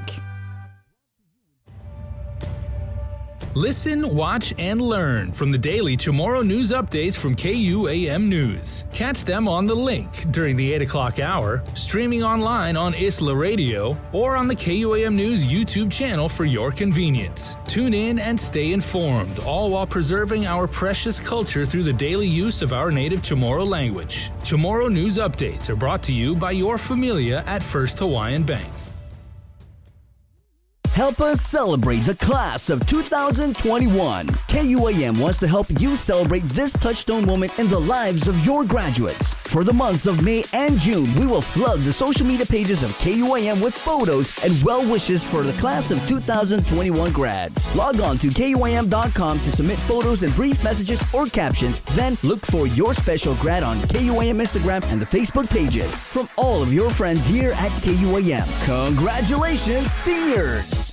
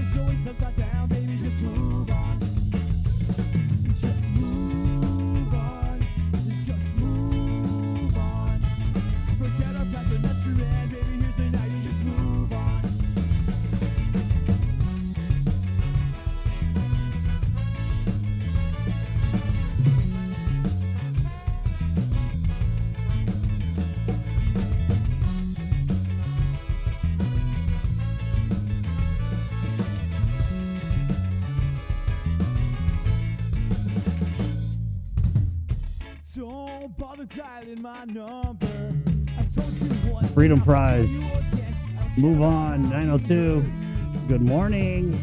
Hey, good morning, everyone. Good morning, Sabrina. Good morning. Welcome to The Link. It's Tuesday, May 18th. Proudly brought to you by East West Rental, Cabo Enterprises, IT&E, and our friends at Jack in the Box. Yep, Jack in the Box. Let's go read one from the book of Jack in the Box, shall we? Check out their cheddar biscuits for breakfast, guys. Bacon and sausage. Bacon or sausage, a fried egg, some cheese. Oh, man. Sounds good. 9:03. It's Tuesday, May 18th. Let's head into the KUAM News Zoom room, where Major Anton Uggan is standing by, behind bars. I need to get a like the... Do we have a sound effect, sir? The jail cell? Yeah, the jail cell closing. Good morning, Major. Good morning. Wow, so is the prison buzzing right now because of this news about the stimulus? Because I'm hearing, what I'm tracking is that some inmates knew they could get it, some didn't. Yes, again, when this thing first, what happened when it first came out, we had some inmates' families that, I guess they filed on behalf of their loved one incarcerated, and they were asking us to have the inmates sign the tax returns before their 1040 form. But we at the time, this is during stimulus, the first round of stimulus, we didn't, we got guidance from the revenue tax, and at the time, not Guam, but just on the local federal side, and at the time, inmates at that time were not entitled to stimulus checks. I heard the federal system were paying out and then they stopped it. But apparently after that, there was a lawsuit in the mainland that kind of changed all that. And so some inmates' family were aware of that, I guess, and they filed on behalf of their loved ones incarcerated. And so some made requests to bring it in, the document, and have them sign it, which we did, we allowed it. Some did it through their attorneys. Their attorneys would bring in the documents and have them sign it, and we allowed it. But, not everybody was informed, and, DOC never, we don't have any written guidance as far as how to handle this kind of situation or what we were supposed to do on our behalf to assist the inmates. So, I got my information from a tax preparer outside because I called one and I said, hey, do inmates really get tax returns? And the person said, yes, they can. But the family has to be the one to file it on their behalf because obviously they can't leave the prison. And so how many times did that happen? I'm probably going to say maybe about a dozen times. Just about a dozen times that various attorneys, family members have requested for them to sign a tax return. It's including inmates who have been in prison for 20 years. I mean, they could have been in jail for 20 years. They basically could qualify for this rebate, for this part of those, the federal government's stimulus. Major, you were saying offline that you're not allowed to have money in prison if you're inmate or a detainee? They're not. Inmates don't have any personal bank accounts in prison. We don't have a commissary. So for those that received it, again, they signed it over to the family cash kit, probably used it to purchase their incoming items. Some probably used it in their Paytel phone system, depositing into their phone account. They are allowed, $20 in quarters a month. So, maybe some use that to get those quarters for them and, for incoming. But other than that, that's all they're allowed. Wow. Why is that? Well, we have rules about them having money in their possession. One, it can be used to barter and trade within the prison. And there's no reason. The only thing we have in here is like Coke machines and the newspaper machine, PDN, where they can use that to buy the paper. Or we have a water machine, like the purified water, so they can, some use the quarters to buy their own purified water. So that's what the quarters are used for. But they're only allowed at $20, in their possession at any time. Major, so there was there was a federal lawsuit relative to the stimulus for the inmates, but since you're saying that, and correct me if I misheard you, but since you're saying that the Department of Corrections did not allow family members to bring by documents for inmates to sign off on in order that so they could get the stimulus, are you worried at all that there might be any kind of legal action coming down for depriving the inmates and their families of that opportunity? No, Chris, because what happened was, again, when we first denied it, we were under the belief they weren't entitled to it, and we didn't want to be really directly involved in any kind of inappropriate activity. We didn't really know about it. But as it became clear that they were eligible, and we did our research, I did authorize some that we declined to in the first time. They did come back in and have them sign the check later at a later date. So as far as I know, anyone that had a check, and if a family member does have a check that needs to be signed, we can accommodate them to drop off the check and have it signed. But again, they have to have the proper IDs and stuff too, because we're having an issue, right? For example, of one guy, the family filed their tax, but his ID, they don't have a driver's license. They have no birth certificate for this gentleman. And we did a certificate of identity based on our records. We have an MOU of Reverend Tax to honor our certificate of identity, but we only go off our records, what we have, what the court judgment says in our records. Apparently this guy has another name. The check is written in another name, but there's nothing we can do for that. I cannot certify that this is that person on that check.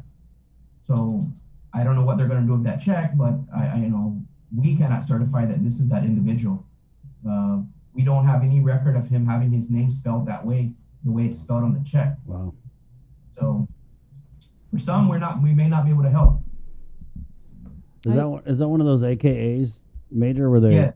So and guys, this is crazy. You talk to law enforcement, they'll arrest somebody, and they'll say, "Hey, what's your name?" And they'll say, "Oh, my name is J10 or whatever."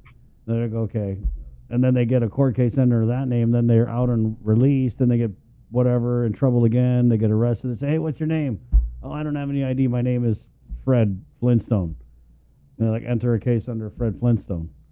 And so you end up having these individuals who have multiple cases in the system under different names, right? This is a big issue if you talk to law enforcement. That is correct, because when they come into our prison, 99% of them are not carrying any IDs at all. Right. And again, when GPD encounters them, they go off the first name. GPD will sometimes put John Doe if they can't verify it, but we have put it on our record anyway. And a lot of them, if they're in here 5, 6, 7, 10 years, by the time they get out, they don't have access to birth certificate or other identities, and there's other issues there. So that's their other challenge, trying to get back into their life. What else is going on at the prison, Major? We are doing vaccinations. So far as of yesterday, 115 people, detainees and inmates both, have been vaccinated. We're doing another round today. We have a total of 320 doses to administer. That was what given to us from public health. And then once that's done, we will go back and resurvey the remaining inmates to see who has changed their mind since then. We're also going to try to re-educate again, offer more educational material, and try to get them to, change their mind on, accepting the vaccine. And do another survey, and of course, if we have some more that want it, we're going to coordinate public health, get more vaccines, and vaccinate them, provide them with the vaccine. Plus, we have incoming that's going on until the 26th started May 14 until May 26. So we have the drop-off incoming that's ongoing. Just regular incoming. What about any regular contraband coming in? What types? In the last 2 weeks, I haven't had any reports of contraband coming in. We haven't got any reports, not to say that may not something come in, but as of now, I don't have any reports of anything being confiscated or found outside our perimeter. Well, what vaccine is being administered to the inmates? Is it Johnson & Johnson? I'm sorry, yes, the Johnson & Johnson vaccine. Yes. Any inmates decline receiving that vaccine because of the concerns that had been raised a while ago? Yes, I mean some are hesitant because of what happened. Well, some are hesitant just vaccine altogether. Some just don't want to get it altogether, and some are hesitant probably because of the news regards to Johnson and Johnson. That's why it's imperative that we educate them, and try to encourage them. And if they still refuse, then that is their right. We can't force anyone to take the vaccine, but we highly try to encourage it because if we can, we're trying to shoot for at least 85% of our population being vaccinated. I mean, ideally, I'd like to get 100%, but once we're done vaccinating a good portion of the population, we're going to start looking at the visitation, right? We want to start looking at visitation and religious services, but we cannot open up that right now until we are sure that we have a safe population. For both the officers, the inmates, the staff, I mean, all of the ones that work here, the inmates and the inmates' family when they come and visit, So that's how we're trying to approach it, and hopefully more would some are just don't want to do it no matter what. Yeah. They just don't want to do it. I'm sorry. What did you say was the threshold that you guys are hoping to reach in terms of getting the population vaccinated to where you might be able to restart visitations? In a perfect world, I would like 100% of my population. I know this possibly not happen, but at least 85% of my population. Our population right now is about 554, 560. So if we can get 85% of them, and it fluctuates on a daily basis, but if we can get 85% of our population vaccinated, that would go a long way in us revisiting our visitation and other services that we provide. What did you say you were at now? Right now, we only have 320 inmates. Yeah, what's the breakdown? What's the vaccination rate currently? I did my numbers earlier, but I got to do the numbers back. We're still at around 50%, maybe. Okay. Anton, what is the latest with the policies with regard to who's being confined at DOC and who's being booked and and sent back out into the community? Right. Has there been any updates to what you guys implemented last year because of the pandemic and the surge? Yes, we've updated the directive. We added a few more charges. Again, this is all based on the vaccine that's taking place in Agana, and so we have updated it. And and we also consulted with GPD, and the director spoke to the GPD management about some of our concerns. And you gotta remember, not all our clients or customers or inmates come from GPD. We have to worry about U.S. Marshals, immigration, Superior Court warrants, and all of that. So our population can really get pretty high. We have a limited space at the Agana facility where we quarantine the individuals. And so we have to be, we're being very cautious on, we don't want to receive people if they're just like theft of property or, smaller. I mean, I understand it's still a crime, but we're trying to manage our population. But we worked it out with GPD, and we redid some of the charges on which we would accept. And basically now to be honest, it's almost going to include every single person. I mean, we haven't had anybody turned away recently in the last few weeks. Well, that's not good because it sounds like there's been a lot of serious crimes then. Yeah.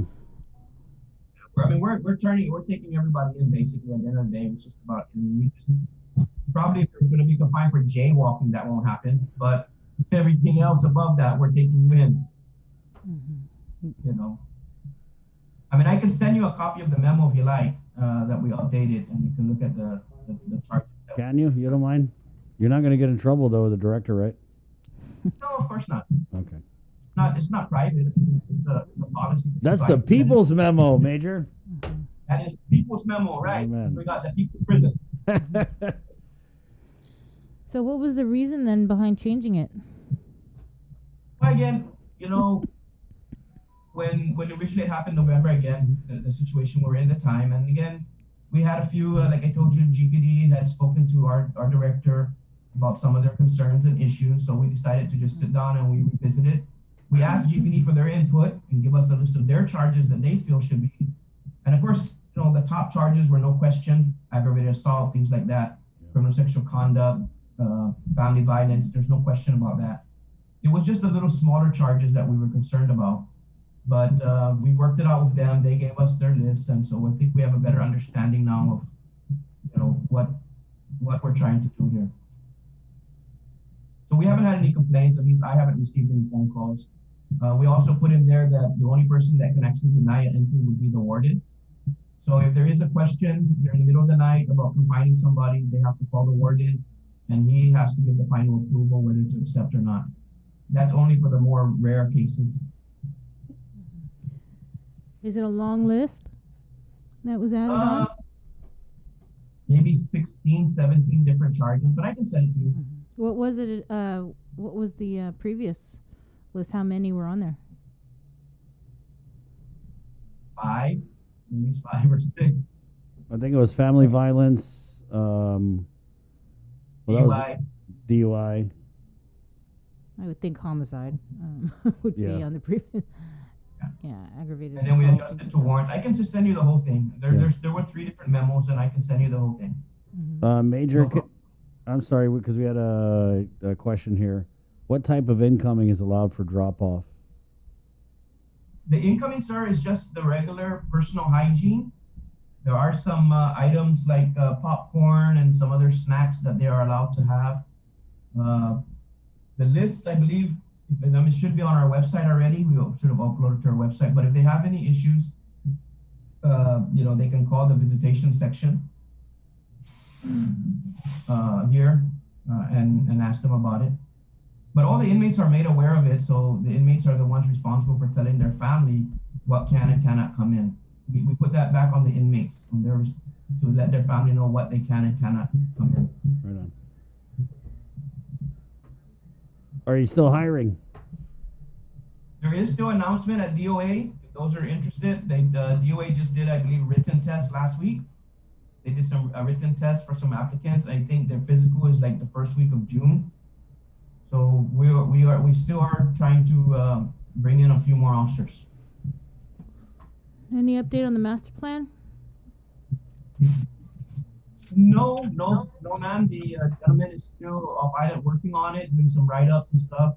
We received some of the write-ups and some of the stuff already, but you know, as far as completing it, just for our review. But he's still working on it. Hopefully, he'll be out here by August, and we'll have a finished product by then. All right. Thanks, Anton. Anything you're not telling us? Not anything I don't know. Okay. Thank you, Major. Okay. Appreciate it. No problem. Anytime. That's that. There you go, Major Anton Uggan. 9:21.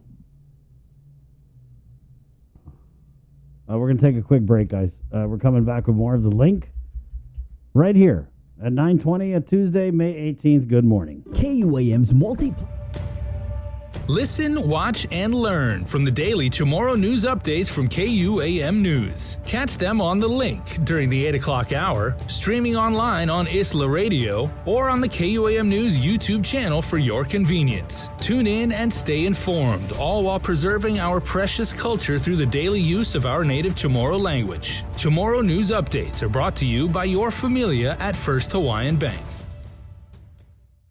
Family platter of fried chicken? Check. Tray of red rice? Check. Birthday cake? Check. 1 case of water? Check. 12-pack of beer? Check. 2 cases of Pepsi? Check. When you have a long checklist but are short on time, we got you. Get it delivered by us. Order on the app or website at uno-go.com. Guam on demand. Shoot, I forgot the paper product. Oh wait, UnoGo has that too. KUAM's multi-platform morning show, The Link, just got a little more delicious with Feed Me Fridays. Chris, Sabrina, Jason, and the rest of the morning crew will take some time each Friday to talk food, taste food, and bring you all the latest and greatest in food from King's Restaurants and Ruby Tuesday Guam, old faves, new hits, and everything on the menu in between. It's Feed Me Fridays on The Link. June makes the best malasadas in Hawaii, a fact not lost on Daryl, whose brother Byron is cooking the onaga he caught at his secret fishing spot with his girlfriend Malia, who used to work for the Shave Ice Guy, whose second cousin Vince drives the school bus ridden by Calais, whose auntie makes the best malasadas in Hawaii. Everything here is connected, and with the new First Hawaiian Bank mobile app, you can stay just as connected to your finances, and it all starts with yes. As May is a month to celebrate mothers and everything they do, let's not forget that many parents in our community are struggling to make ends meet and provide for their children with basic necessities. The KUAM Care Force is partnering with the Salvation Army for a very special drive this May, benefiting our precious and most vulnerable in our community. Through Friday, May 28th, we'll be collecting diapers, formula, infant toiletries, baby food, and other new items for infants and toddlers at our KUAM studios in Harmon on weekdays between noon and 4 p.m. Show you care and help families in need this spring. Due to the consideration of our current public health emergency, donations will not be accepted outside of hours specified. Curbside acceptance of donations is acceptable by calling 637-5826 upon arrival. KUAM Communications and Denny's Guam presents Mamapreneurs, a special multi-platform series throughout the month of May showcasing mothers who are also local entrepreneurs in our community. In commemoration of Mother's Day, during weekdays in May, we'll feature daily profiles of these multitasking mamas and their businesses. Additionally, on KUAM News Primetime every Monday in May, we'll showcase a different enterprising mamapreneur. Check out our online directory of all these businesses as well on KUAM.com. And if you know a mamapreneur we should feature, send us a message on social media or email executiveproducer@KUAM.com. Mamapreneurs is brought to you by Denny's. Guam's Diner is always open. Get the job done the right way by getting the right stuff at East West Rental Center. With years of experience helping builders, we definitely got what you need. Call 646-1463 or visit us in Upper Tumon. Open Monday to Saturday from 7 a.m. to 5 p.m. and on Sundays from 8 a.m. to 5 p.m. GU Self-Storage, conveniently located near the Harmon McDonald's. We offer affordable rates, online payments, and auto bill pay for your convenience. Plus gate access daily from 6 a.m. to 9 p.m. Call us today at 648-7867 for more information. Help us celebrate the class of 2021. KUAM wants to help you celebrate this touchstone moment in the lives of your graduates. For the months of May and June, we will flood the social media pages of KUAM with photos and well wishes for the class of 2021 grads. Log on to KUAM.com to submit photos and brief messages or captions. Then look for your special grad on KUAM Instagram and the Facebook pages. From all of your friends here at KUAM, congratulations, seniors!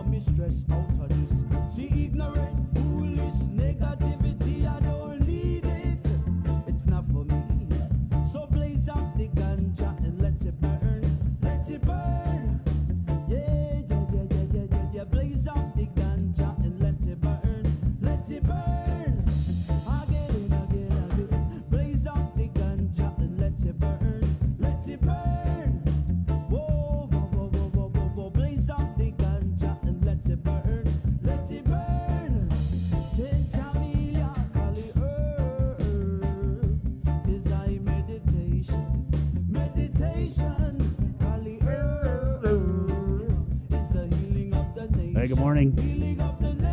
4-piece band. Well, just got some news coming down. Sabrina Salas-Mentanani, good morning. Yes, hi. We just got the release from Out of Loop that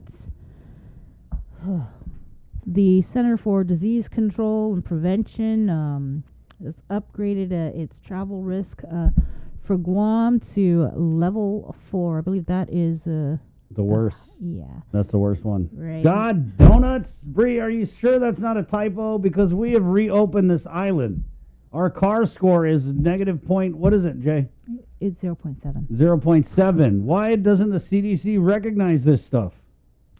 All right. So we have a quote from the governor. She says this upgrade in travel risk should not be viewed as a setback in our recovery, but a reminder that we must keep the basic COVID-19 mitigation measures in place. Wearing your mask, washing your hands, watching your distance remain our greatest safeguards for our community. Reopening our island is dependent on our ability to hold ourselves accountable. If you're sick, stay home. If you've been exposed to a positive case, self-quarantine and get tested. We know all too well how a single positive case can multiply into a cluster and the adverse effects on family, school, and businesses. Please do your part to protect one another and keep Guam safe. Lieutenant Governor, he adds, this virus can be beaten, and we know how.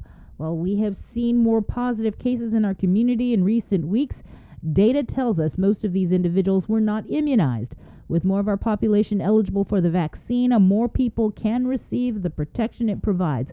For those 12 years of age and over, please get the free COVID-19 vaccine and help our island in our effort to liberate Guam from this pandemic. Again, that is the comment from the governor and lieutenant governor as the CDC has upgraded our travel risk to level 4. And in case you're wondering, okay, I'm on the thank you, Jay. I'm on the CDC site right now. Me In case too. you're wondering exactly what level 4 indicates, we were at level 3, at least for the last few weeks. Level 3 was a high level of COVID-19. Travelers should avoid all non-essential travel to these destinations. We are now, according to the Centers for Disease Control, at level 4. That's very high level. We're of right there with COVID-19. India. And level 4 indicates... We're with India, guys. Level 4's definition, this is key, guys. Travelers should avoid all travel to these destinations. And level 4 is... Remember, the CDC had a 3-level designation before they expanded that to 4. And so now we're at the most extreme. That's it. Everybody take the rest of the day off. Right. So when you go onto the CDC website and you see Guam, you click Guam, it will say travelers should avoid all travel to Guam. If you must travel to Guam, get fully vaccinated before travel. All travelers again should wear a mask, stay 6 feet from others, avoid crowds, and wash your hands. Yeah. So the company that we're in, other level 4 destinations, they should make this a marketing thing.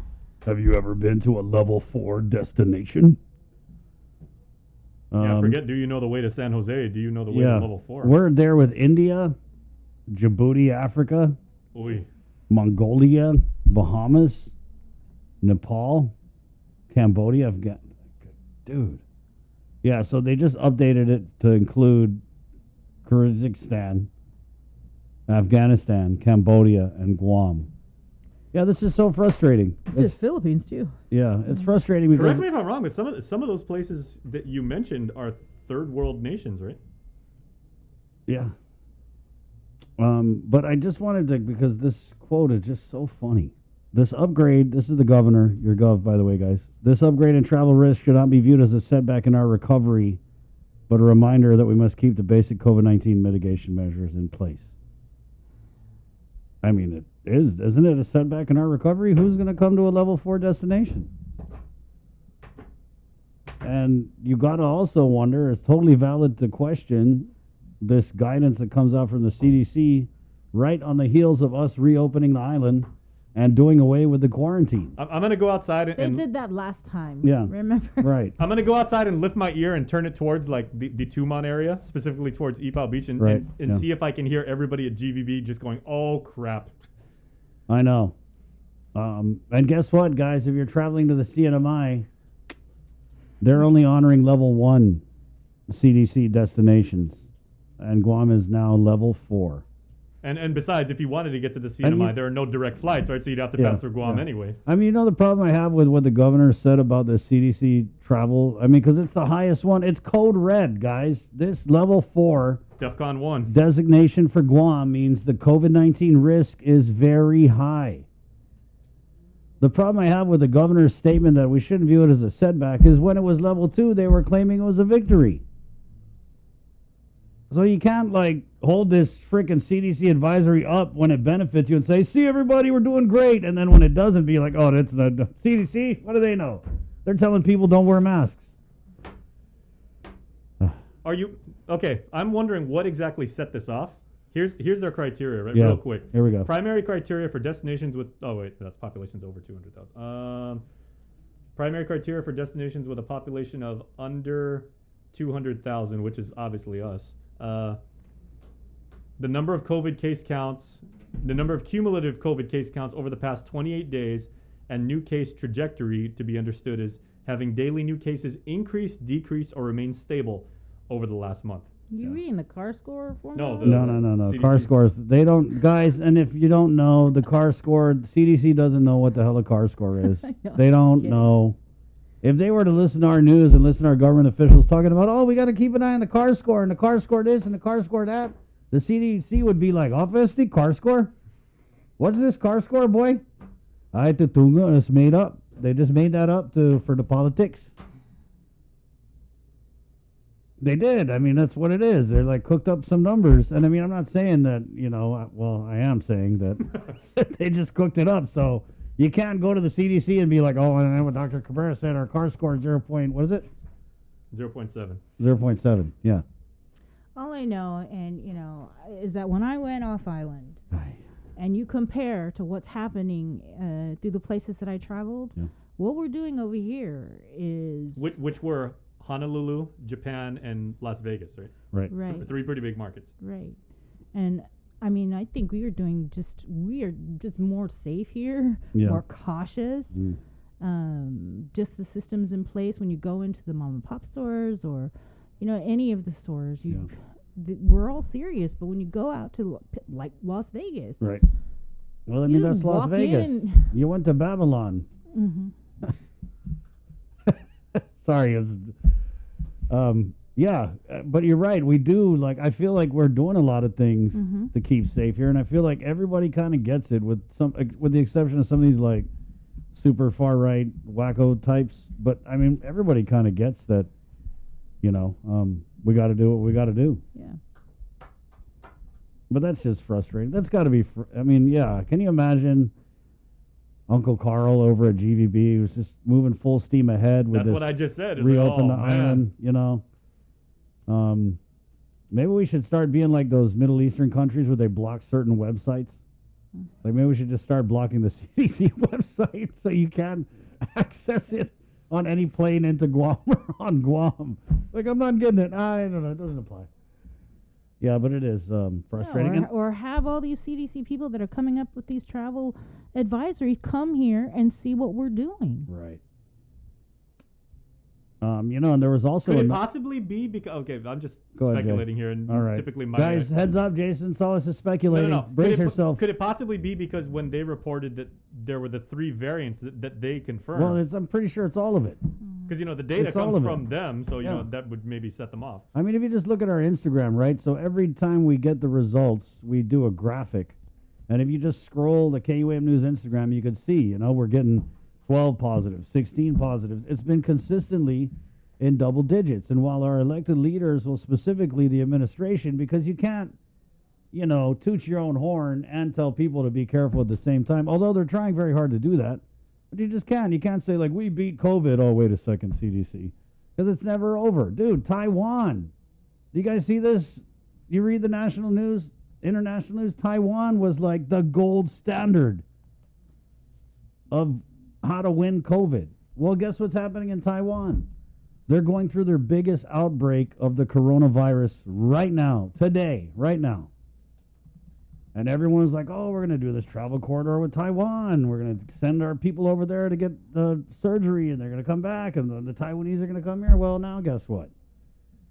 Yeah, so like I said, COVID is what happens when you're busy making other plans. So this is not even the first time. This is the second time, the third time that we've had to readjust. I don't even know if we're going to readjust because of the CDC advisory. But it definitely seems like they're trying to downplay it. And I get it, too. It's like here on Guam, Do we feel like it's level 4?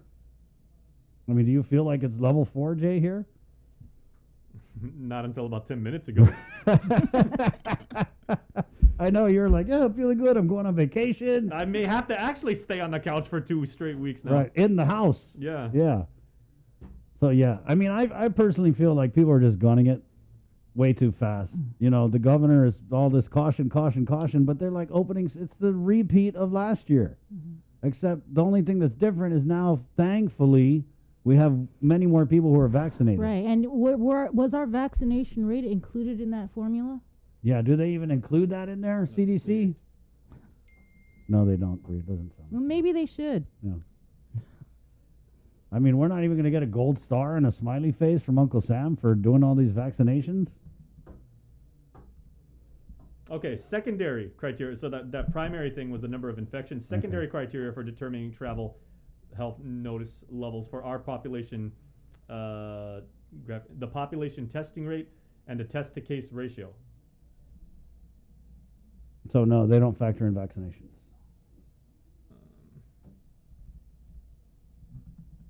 All right. Well, that's the latest news, guys, out of the... And, you know, you said so in just a couple weeks ago. You're like, man, can you imagine if we had a Chamorro in the CDC that, like, they could slide these, you know, the samples that they send away. That's what we need. We need Congressman St. Nicholas to go bring some cookies over to the CDC.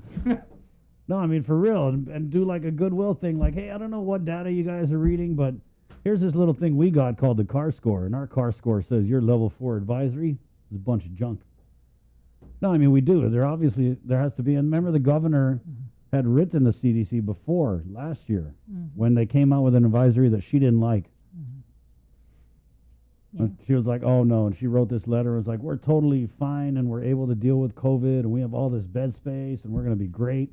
Yeah, I remember that. Then remember again, that? Yeah. That was a dumb move. Then again, for like right after that, it's like, boom. For the second time in 5 days, this is the second time that the CDC has said something that not every scientist and politician has agreed with. Because remember, like we asked, we asked Chima Mbakwe, we asked about the mask. The governor about like the yeah. big thing about you don't need to wear a mask anymore, and they were like, and they're like, you know, the CDC says a lot of stuff. Yeah. And they said they don't agree with it, and they're not going to enforce that. But I mean, you know, advising and a guidance that people don't have to wear masks is one thing, but there's these travel advisories.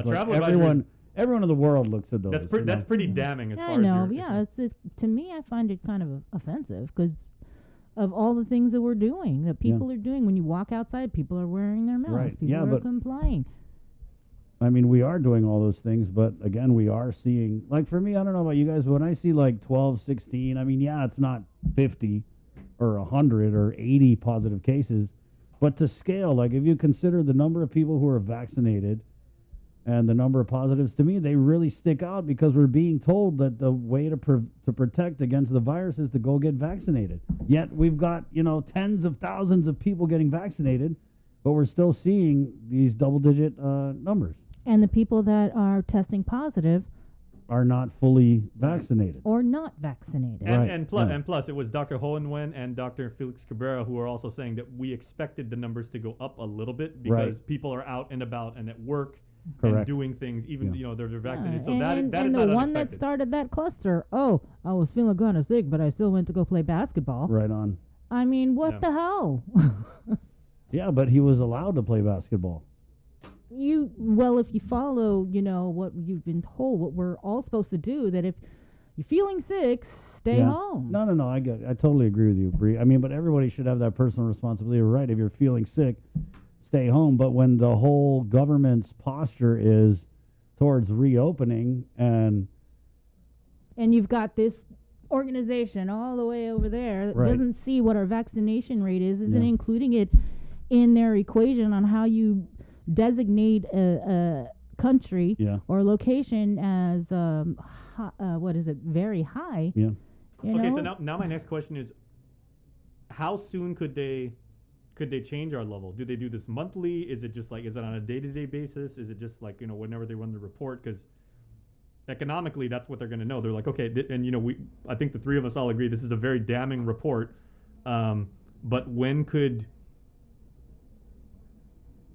if we do what we have to do or things change, when could the CDC actually reduce that back to level 3, if not level 2? Mm-hmm. Is it a set schedule, or is it just whenever things happen? It's I mean, the CDC That's what last I'm week. thinking. You don't have to wear a mask, indoor or outdoor. Yeah. I'm wearing my mask. Yeah, You yeah, know, yeah. The governor said, wear your mask. She's We're not, all wearing you know, our masks in yeah. here. Yeah. Oh, so now that's how you feel? No, I'm just No, doing that 'cause for the haters. somebody in the comments There's always some person. Wait, let me take a picture of you and do a Right, selfie. yeah. Like, come at me, bro. No, yeah, we're doing it is frustrating because we are doing our part. But again, guys, even with all of us doing our part, we're still seeing these positives bubble up. And I mean, let's be real, there's still that chance that we're taking by lifting the quarantine and releasing people, I mean, straight from the plane to the public. So I mean, Right, that are fully vaccinated. yeah, sure. So there you go. Fully vaccinated individuals, and you're able to prove it, you Yep. don't have to go into quarantine. Correct. But if you're fully vaccinated, you can still catch and spread COVID. Interesting comment here in the comment stream, guys, from Cliffcat. Says, so don't blame the government, blame the people that are hard-headed about staying home if you're sick, which is kind of what Bree was alluding to. Joy says, should we stop hoarding toilet paper? No, keep on. Keep on hoarding the toilet paper, Joy. Yeah, it's frustrating, guys. But it is what it is. Let's head into the KUAM News Zoom room now, where thank you so much for your patience. Dr. Maget Bavakwa is at the Guam Museum right now on National Museum Day. Good morning, Doc. Unmute. Hafa day, buenas. Buenas, bananas, azules. So it's National Museum Day. Hafa day. Hi. Are you like in the behind the scenes area of the museum? Oh, I'm actually at the Barragata Archive right now. Oh, okay. Oh, wow. We're preparing for an exhibit for later this year. And so, in case you guys didn't know, the Barragata Archive has been designated as a repository for, was it Government of Guam's historical documents, Maget? Yes, again. So you can, if you're ever interested in delving into sort of the island history, you've got GovGuam files for a lot of different agencies. You've got almost a complete run of all the newspapers that Guam has had since before World War II.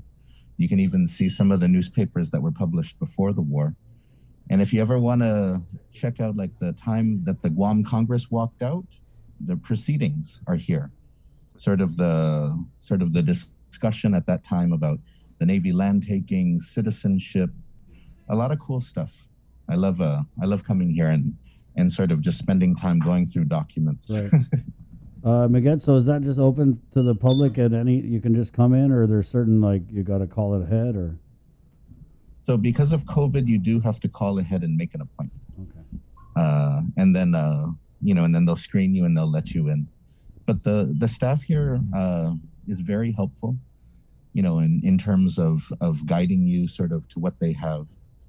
Sort of this area right here, these are vertical files. So over the years, the librarians and scholars have put together different research on different topics. So if you have interest in a topic, you can come here and then you can find random things. So for example, the Ali shelter, there's a vertical file here that people have set aside documents about it. American Cancer Society, the Constitutional Convention, all sorts of stuff like that. So this is for a decolonization exhibit that's supposed to start hopefully in July at the museum. Sorry, Maget. So I know right now the museum is closed, and but you told me that we're anticipating maybe reopening next month. And for those of you guys who don't know, Dr. Mike is now with the Guam Museum. Oh, yes, I'm good. So we're closed to the public now, but our goal is to open in June. We have the permanent exhibit that's been upstairs. We've been closed for more than a year now. And we're also planning a new exhibit in the downstairs area, in the rotating exhibit. And so our goal, that's our goal. We've been working hard. I sent you some images because we've been going through the collection and pulling out pieces. for the new exhibit. It's written by 4 young Chamorro writers and scholars who basically wanted to tell the story of the Chamorro people 500 years after contact with Magellan. So they wrote this exhibit as part of our commemoration, sort of the Chamorro story when the Spanish came, when the Spanish ship, the Elcano, came a few months ago. And so they've been publishing it in the PDN. Joe Kinata from the Guam Preservation Trust has been working with us to turn it into an exhibit. Wow. And this is this like the first big project that you're working on now that you're over there? Yeah, that's the first exhibit, and then the one that I'm here in the archives right now will be the exhibit after that, hopefully to open in July. We have a visiting scholar from Brown University, Kevin Escudero, who's part of his sort of family history is that his ancestors were here for Operation New Life. Oh wow, that's the Vietnam. That's exactly. the Vietnam refugee program where they brought a bunch of Vietnamese refugees here to Guam, and some of them stayed and settled, right? A few of them did. Yeah. And so I remember when I was at the University of Guam, I met a few students whose parents were part of that. And so Dr. Kevin Escudero, he's a professor at Brown University. And so as part of sort of his own exploration of his family history, he decided to kind of take up a project where he would explore Guam's political status, you know, create an exhibit around educating around those sorts of issues. And so he's hiding in the stacks right now. I don't think he wants to be on camera. I'm just kidding. Do you have any exhibits coming up about how bad the CDC is? That's when I was listening to that conversation, that's part of, you know, the... Oh, here we go. Wait a minute. The federal... Dr. Mike is going to tie this into decolonization right now in 3, 2, 1. Go ahead, Doc. Begin rant. No, close. I was about to do that, but I thought that you might anticipate me doing that. Aha. But no, it's more sort of the federal prejudice. It's just that when you talk to people in the federal government, a lot of times over the years, you know how people say that people used to say that Guam is Goonie birds, that Guam is cannibals, that Guam is all these things. Mm-hmm. There's people in the federal government who still believe stuff like that. And no one has really challenged their assumptions about Guam for a really long time. And so when I heard you talking about that, I was like, that sounds like sort of that federal prejudice that we always kind of have to deal with, where a lot of it is just that they don't know and they don't care. Whatever you heard from a friend who is stationed in Guam is just as valid as real research. Is it overt? Is it overt insular cases type of racism, Doc, or is it like the more subtle systemic kind? It's the subtler. It's more subtle. It's the Gatgu kind. It's the lazier kind of racism. You don't gotta have torches around Confederate monuments for that type of racism. You can do it from your computer. Mm-hmm. All right. While you're sitting at home. Back to the museum. Before you get in trouble, I don't think you will, given who your boss is. But Doc, but I agree with you. Yeah, Doc. So let's when we talk about anticipating reopening the museum in June, what's it going to take to actually reopen it? I mean, do you guys have a set date, or is it just more of like an idea? We don't have a set date yet because there's a lot of pieces that we're trying to work with. But one of the really exciting things, though, and one reason why I was brought on, is because the museum, we're really expanding what the museum is. I mean, some of you have heard about the military buildup, human remains being found. And so at the end of this year, they're supposed to open the Guam Cultural Repository. And so a lot of the remains are supposed to go there. And we keep them and the museum holds them for now. But a lot of them will end up there until they end up in sort of the Naftan Shrine or another sort of permanent sort of reburial. And so part of what we're also doing is trying to prepare for that. Because the museum it's not just sort of what you see on the walls, but the museum takes care of artifacts. It takes care of basically the history and the story of the island. And so sometimes our job is to kind of find ways to educate, to put it out there for people to learn. But sometimes it's also just preserving things, holding on to things, And so that's another issue sort of that we're dealing with right now, is trying to prepare for the opening of the cultural repository, which they're building at UOG right now. Right. And that's kind of been the idea, right, with the museum, is that we've had these different, like, was that Hornbostel collection and other artifacts. They're like kind of scattered to the winds, and this Guam Museum was supposed to provide a home for all these things. Oh, yes. And that's why once we get a sort of that facility and more space, we can start to do that. Because for many years, the museum didn't have a permanent home. And then eventually sort of when we finally did get a permanent home, there was this issue where we've been holding a lot of archaeological artifacts, a lot of human remains. And so I'm hopeful that in the near future, they can break ground on the Naftan, sort of the reburial site, where we can put a lot of these bones to rest, that we can put them back in the ground and give them the respect that they deserve. Right.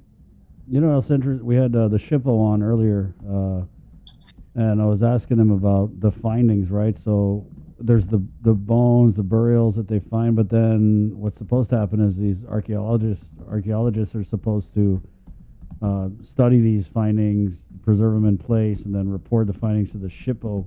But are those findings, are they going to be incorporated into any future exhibits?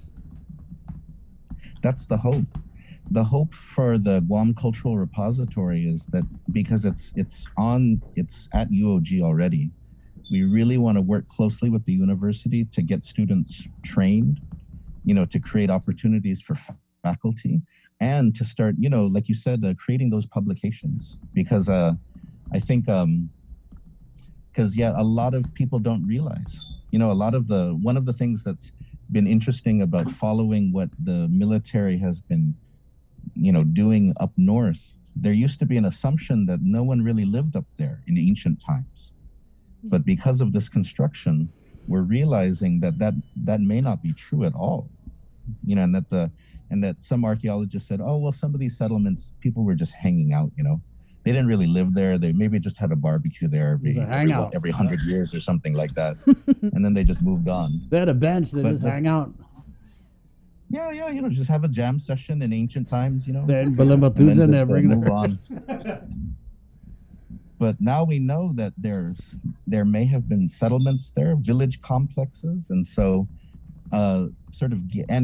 really trying to. One thing that I'm very excited about, as you mentioned, the Shippo historic preservation, is I hope that we can get more young people interested in archaeology, because there's always opportunities for it here on island. And then many people come from off island to do the work. But as we've found, some may not be invested in the things they find. They may not care. They're just here to kind of complete a job. And so the more that we can train young people for that work who are from here, who sort of can recognize that this is part of their heritage, this is part of their history, I think the better for the island. There you go. Doc, thank you for coming on here. You're right, though, the representation, it's key. I mean, not just at the museum and in the fields relative to studying and reporting on our history, but I mean, across all boards, right? You talk to doctors who say, oh, you need doctors who represent the community. Police officers, you need, police officers who are more reflective of the people who make up the community. So totally get it. And we want to do a tour. I don't know when we can do that, if we got to wait till you guys reopen. We definitely can. Oh, and one thing that I wanted to put out to everyone who's watching is that one thing we're hoping for is volunteers. If anyone is interested in volunteering at the Guam Museum, message us on social media. You can email me, michael.bavacqua@dca.guam.gov.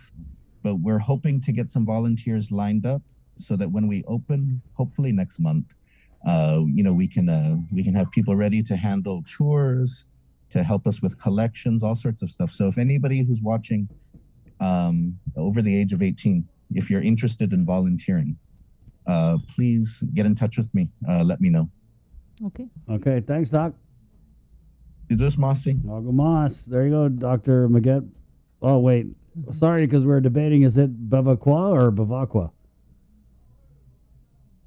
I think we lost him. Oh, did he hang up? Oh, man. Maybe he'll WhatsApp me. Hey, guys, it's 9:56. Let's do Cover Me, which is brought to you by our friends at Burger King. Or, of course, Burger King. You can taste the French toast breakfast sandwich, which is now available. Start your day at Burger King. It's also proudly brought to you by Docomo Pacific. Cover me.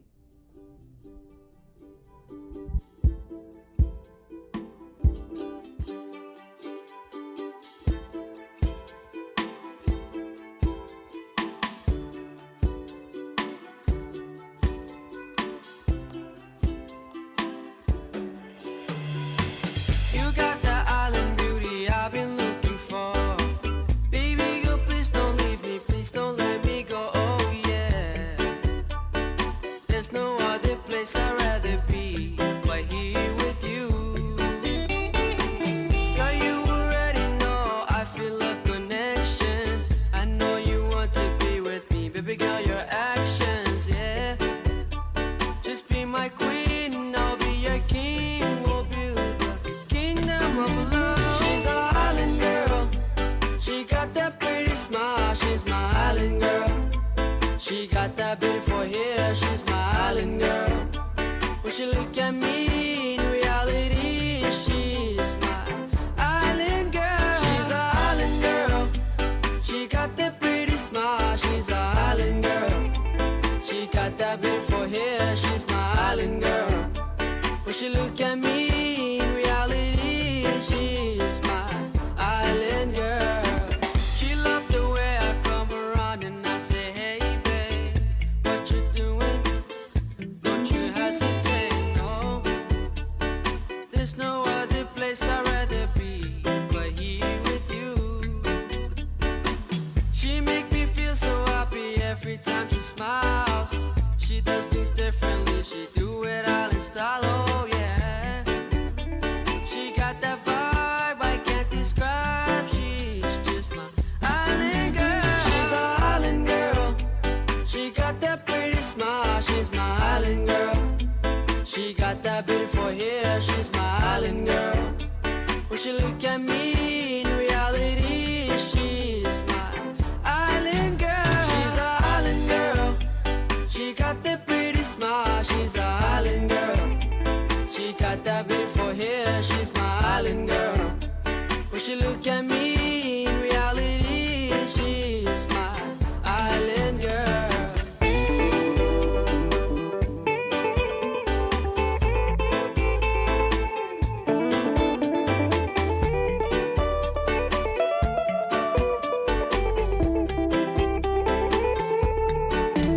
She's an island girl. She got that pretty smile. She's my island girl. She got that beautiful hair. She's my island girl. When she look at me, in reality, she's my island girl. She's an island girl. She got that pretty smile. She's an island girl.